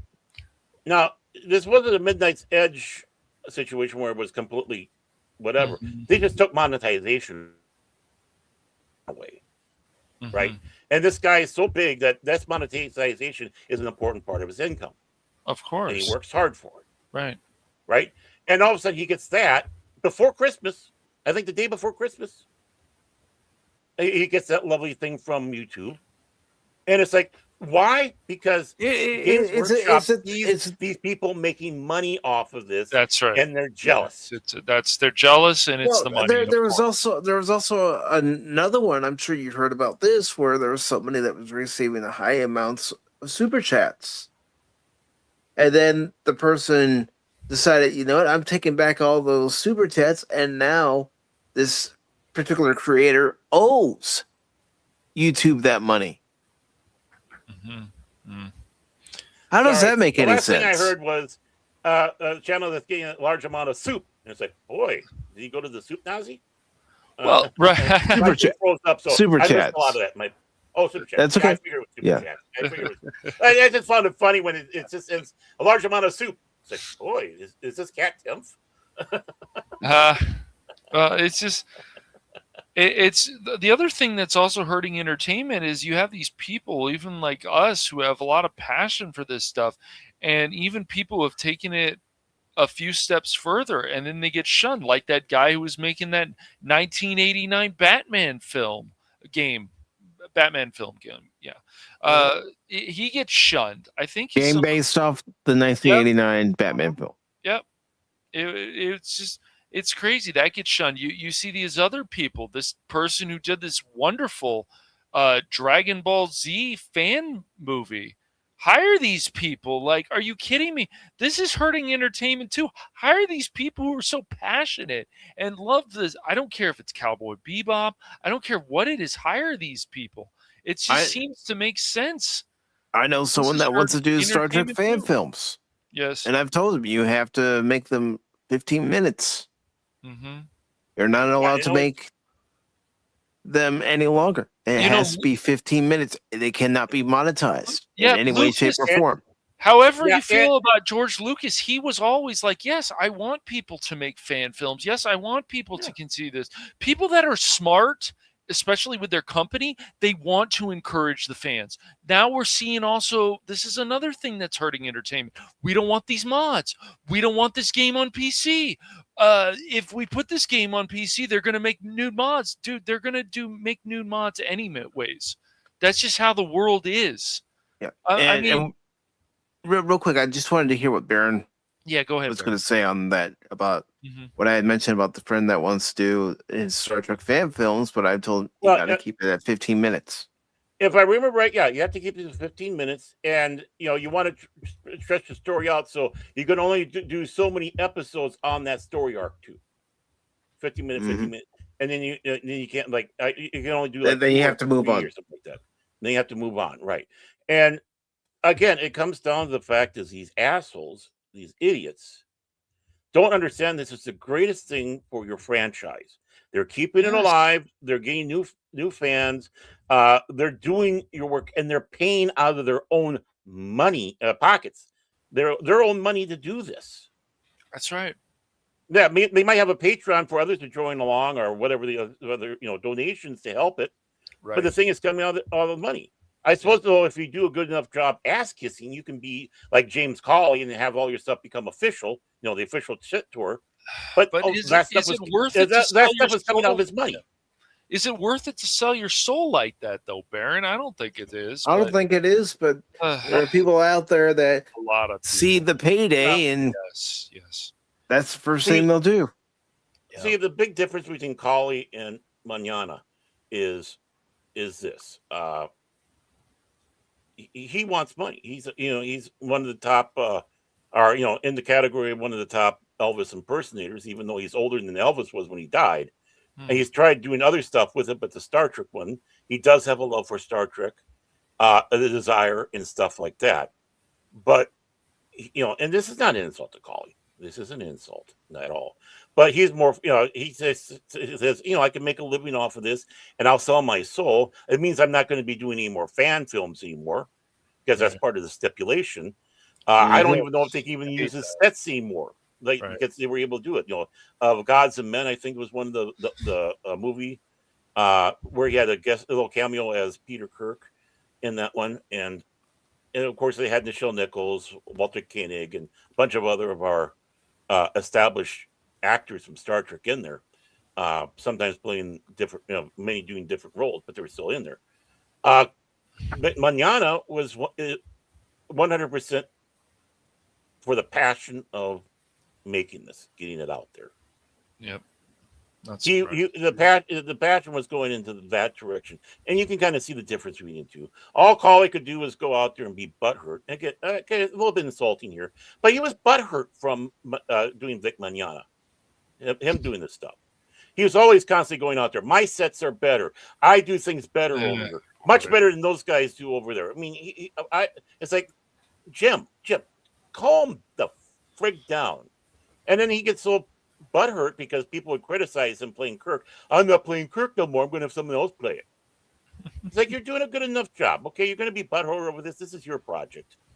But you can see where the drive of passion between the two of them were.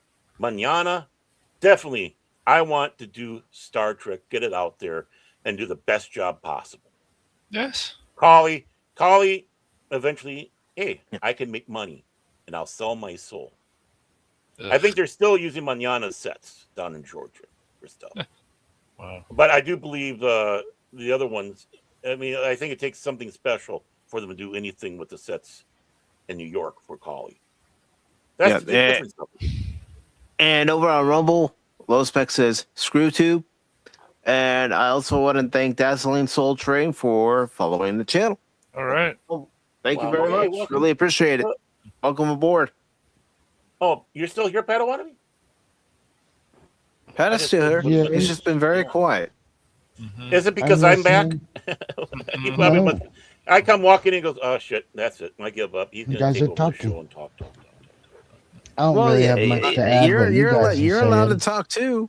No, I don't really have much to add what they are saying. You know, they got their thing going. That's why when I had those couple things, it's like, oh, that's something that I just thought of that kind of goes with what we're leaning into. So that's all. I just like being here, but I do have to go. Yeah, I was gonna say we're almost at 9:30 local time, so I think it's a good time to wrap this up, wind it up. Yeah, he's gonna go off and cause sinus problems with somebody until they take that. Yeah, that mucilage. I gotta go bother somebody, pull the rug out, you know, all that stuff. But Pat, But everybody have a good weekend. Yeah, you too, brother. Have a good week, and thank you for good coming one, on. man. Yeah. Really appreciate it. Good. We'll get Good to see you together again there, Patty. soon, sometime. I've never said Talk this, about Patty. something. I never said this. I'll deny it, but you're a good guy. Yeah. I'm reading between all those lines there, pal. Yeah, well, I got 3 fingers up right now. Read between the lines. Have a good one. We'll see everyone You next too, man. time. Have a good night, man. Have a great one, man. But sounds like gentlemen, as we are, He just talk. And he wouldn't let us get a word in. I'm glad. I'm glad he's gone. But gentlemen, as we are about to wrap up the show, is there anything either one of you gentlemen would like to promote? Sanity. Yeah, sanity is always a good one. I agree. All right. Well, let's start with Cashmoney007. What is coming up on the Phantom Hooligans and Cash Money Madness? All right. Let's see. Well, last week or just a few days ago, we were. Yeah, I was trying waiting to for my horse, you son of a bitch. We were trying to find the horse. I was geared up, ready to go. I had my gear packed on my horse. I was ready to go. Yeah. Did we have issues with Evil West? Yes. We didn't get started with Evil West, Baron. I was waiting where some bitch told me to wait. I was on my horse, Son of a bitch. and he didn't show up. He ghosted you. What a bastard. No, we talked about that before. Some stuff went on, but no, we should be ready to go Friday and stuff. So yeah, you best not be lying to me, son. I hope we're ready. Everything should be good. So unless I am ready, son. It's you I worry about. I know. I worry about myself too. Remember, when we get to Felicity in that boss battle, we gotta keep tucking and rolling, take our shots when we can. Yeah. What we did last week is we were going to play it, and then Mike had a suggestion. Hey, maybe we should test this, make sure things are working. So that's what we did last week, Baron. That's why I used my brain power for the year. So we did that. So now that we know everything works. Well, yeah, go ahead. I somehow I can really identify and understand that. Yeah, we had to. Well, dude, these games started not working, Baron. It was like Marvel Rivals used to work fine on medium settings. Then new patches screwed it up. All this stuff screwed it up before this worked. So it's ridiculous. So we said, well, we better try this Evil West and see if there's any problems. And Mike and I were like, okay, it looks like things are good. So we're happy about that. But it's possessed. Wait until you play the game. The ghosts will come out and get you. We're gonna. We also. It's good to practice this stuff before you go on stream because you forget things and you haven't played in a while. So, So we should be ready to rock that on Friday. 6. I kind of forgot 7. about this. I think 7. I think 7 p.m. would be good. So I kind of forgot about how doing the streaming stuff goes. Yeah. Don't worry. I'll help you. I'll help you. We'll help you out, man. You can forget if you haven't done it in a while. Like, what do I do? Nah. So we got that. I mean, there's the entire thing. I just sat there, just listening. You guys going, what do I do? What do I say now? Okay, I'll just sit over. I'm not going to. So right now, I would say the Evil West thing, and Just that for Friday, and that should be good, unless there's some problems, some power outage, some nonsense. I don't think there will be, but you never know. Joe McCracken's, Yes. Battle Wannabes, But Anamon. I figure, Mike, as long as everything's good, we'll do it at like 7 p.m. my time. Does that sound good to you? That's fine and dandy with me. Just understand that I might start a stream over on Rumble Friday at 6 and just, lean into yours. That's fine. Understand he might fall asleep too. That late. He might fall asleep. What's going on? You okay, Mike? Hello? No, but is 7 usually like a good time, like my time to start? I'll be honest, it's kind of late. It's kind of late. Add On the 3 East Coast. hours. Did you Add like 3 hours, Muttonhead? Right? Did you like 6:30 better that we did, or did you feel that was a little bit too late too? 8:30 would work better for me, but that's me. I know your schedule is completely different. That's why I'm just letting you know ahead of time. I might schedule a Rumble only stream for Friday just to do something to keep my mind going. Okay. So when we get into Evil West, I'm not going, hey, Cash. Oh, okay. But would you guys? Would you want those like gaming streams to be a bit earlier, like maybe like 6 or 5:30 my time? Would that be better for you guys? Hey, why don't we make the sausage off screen? Because this will go for 3 hours. Yeah. And people don't want to watch sausage being made. No. Right. I don't care how good the sausage is. That's right. I made sausage. Trust me, I'd rather eat it than make it. Right now, until Wednesday, I'll probably have more information about some other streams. But for right now, let's just get this Evil West thing going for Friday. All right. Yeah. Boo, boo, boo, boo. And what's about you, Baron Olmentag? I'll be hanging out with Spock, just doing our thing. If they do another one on YouTube, maybe I'll join in with the Spock Brigade. Other than that, I didn't even plan on coming on today. I just said, you know what, fuck it, I'm gonna bother the guys. So, and we'll talk. Again, sausage making behind the scenes. We'll talk. Yeah, and Tree Rock, I have a game lined up that I'm gonna play after Half-Life, but you guys aren't gonna find out till Tuesday after I beat Half-Life, because I'm gonna beat that game.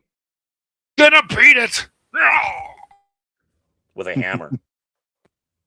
Yeah, careful. Actually, I don't want to damage my computer. You'll just take the drive out and let it on and smash it. That's what you do. So nothing coming up on Baron Olmentag's Fandom Legacy? Like I said, I didn't even plan on coming in here today, but it's like, you know what? Fuck it. All right. Well, I said, you know what? I haven't tortured these guys in a while. I need to come back. I need to torture the people in the chat, torture everybody. I understand. But as far as what's coming up on the channel, 6 p.m. Eastern, all start times for this week for YouTube and Rumble. As far as the scheduled streams are concerned, Tuesday, I'm going to finish Half-Life. I don't care what anybody says. I'm going to finish that damn game. He's going to do how it. long it takes me. And he can do it. I have been practicing offline. Song of Doom. Test your might. I have been practicing a little bit of offline, so I'm about as ready to go as I can be.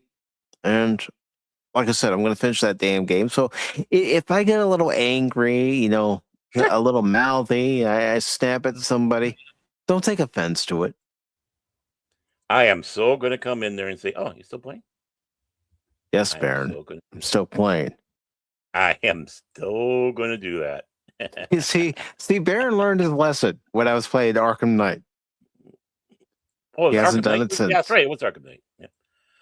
I haven't found the right time to do it. The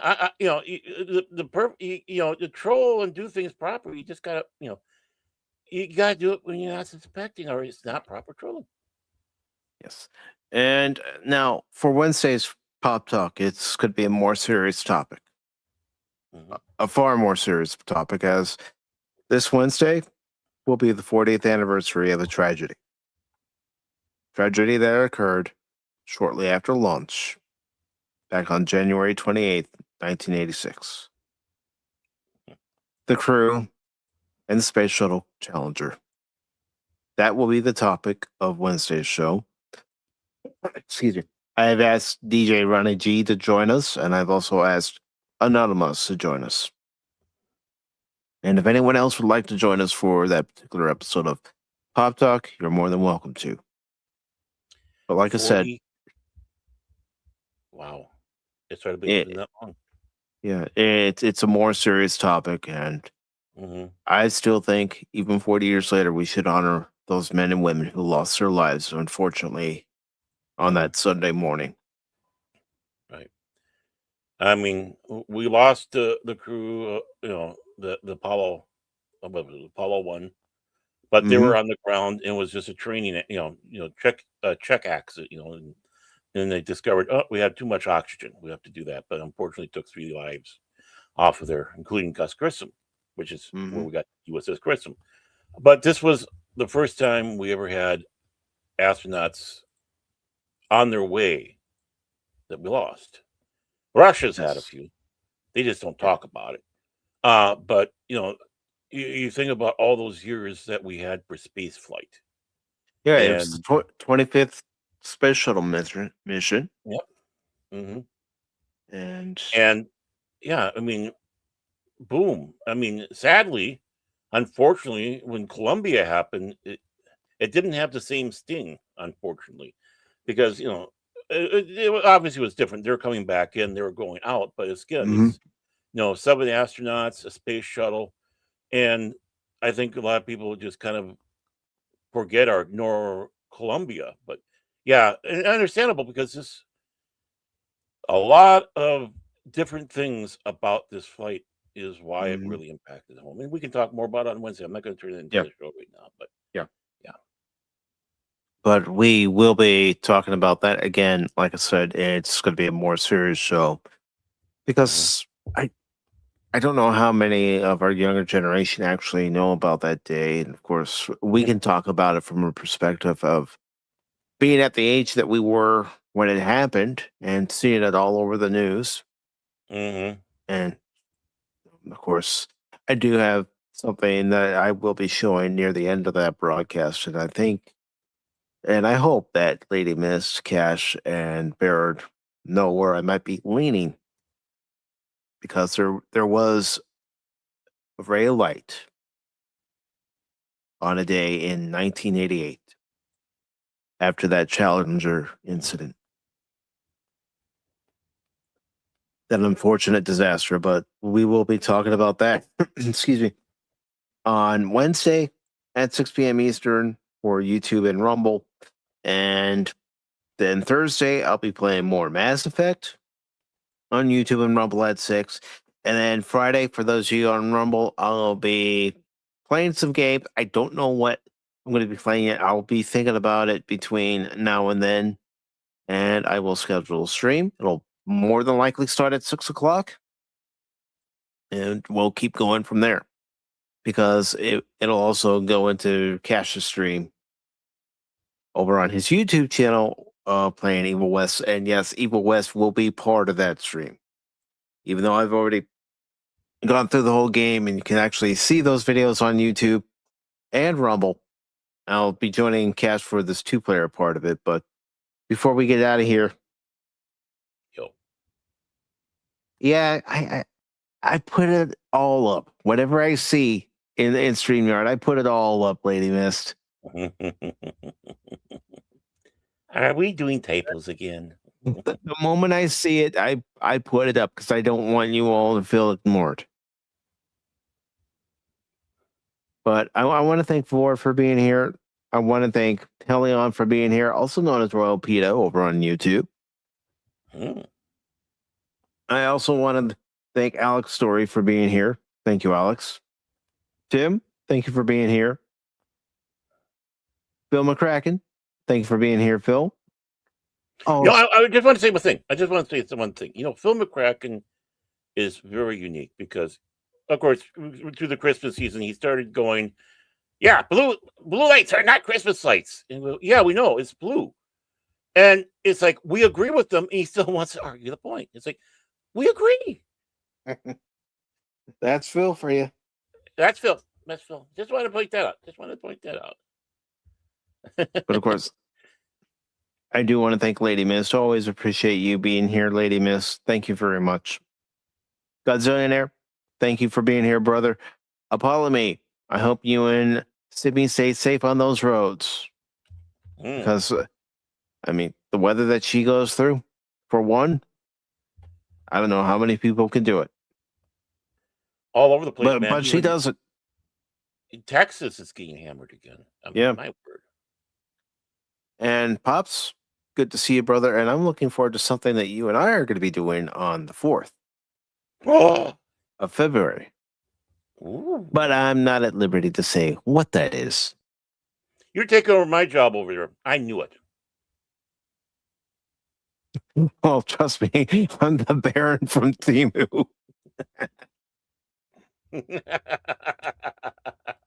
thought that was Cash. Of course, DJ, thank you for being here. The Long Suffering, thank you for being here. Eric Dome, thank you for being here. And Lester San Jose, the Skeptic Tank, or Lester San Jose Skeptic Tank Obsessions, however you know him. Thank you for being here, Lester. Really appreciate it. Still have a hard time with low spec Linux. And Lady Miss says, I don't agree with anyone because I'm a pain in the ass. Well, I'm a pain in the ass too because I'm ready for a fight. It's like, good. Hey, my sweet Lady Mist. You've insulted my honor. My sweet Lady Mist, I agree. There's a conundrum going for you. He's back, Lady Mist. And speaking of one of Wednesday's guests, Anonymous. Anonymous. Do it. I've been gone so long. Anonymous.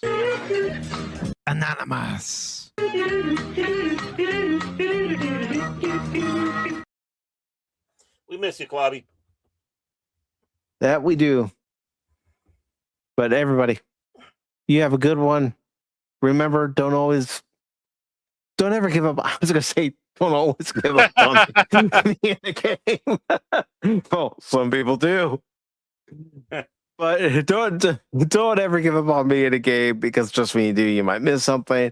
And my other saying, I'm not just a baseball guy, I'm an all-around guy. And also a new saying, sometimes I can be an asshole. Yeah, everyone's got them. Don't have to hear them from them. Yeah, but everybody, thank you. Have a good night. And until next time, take care.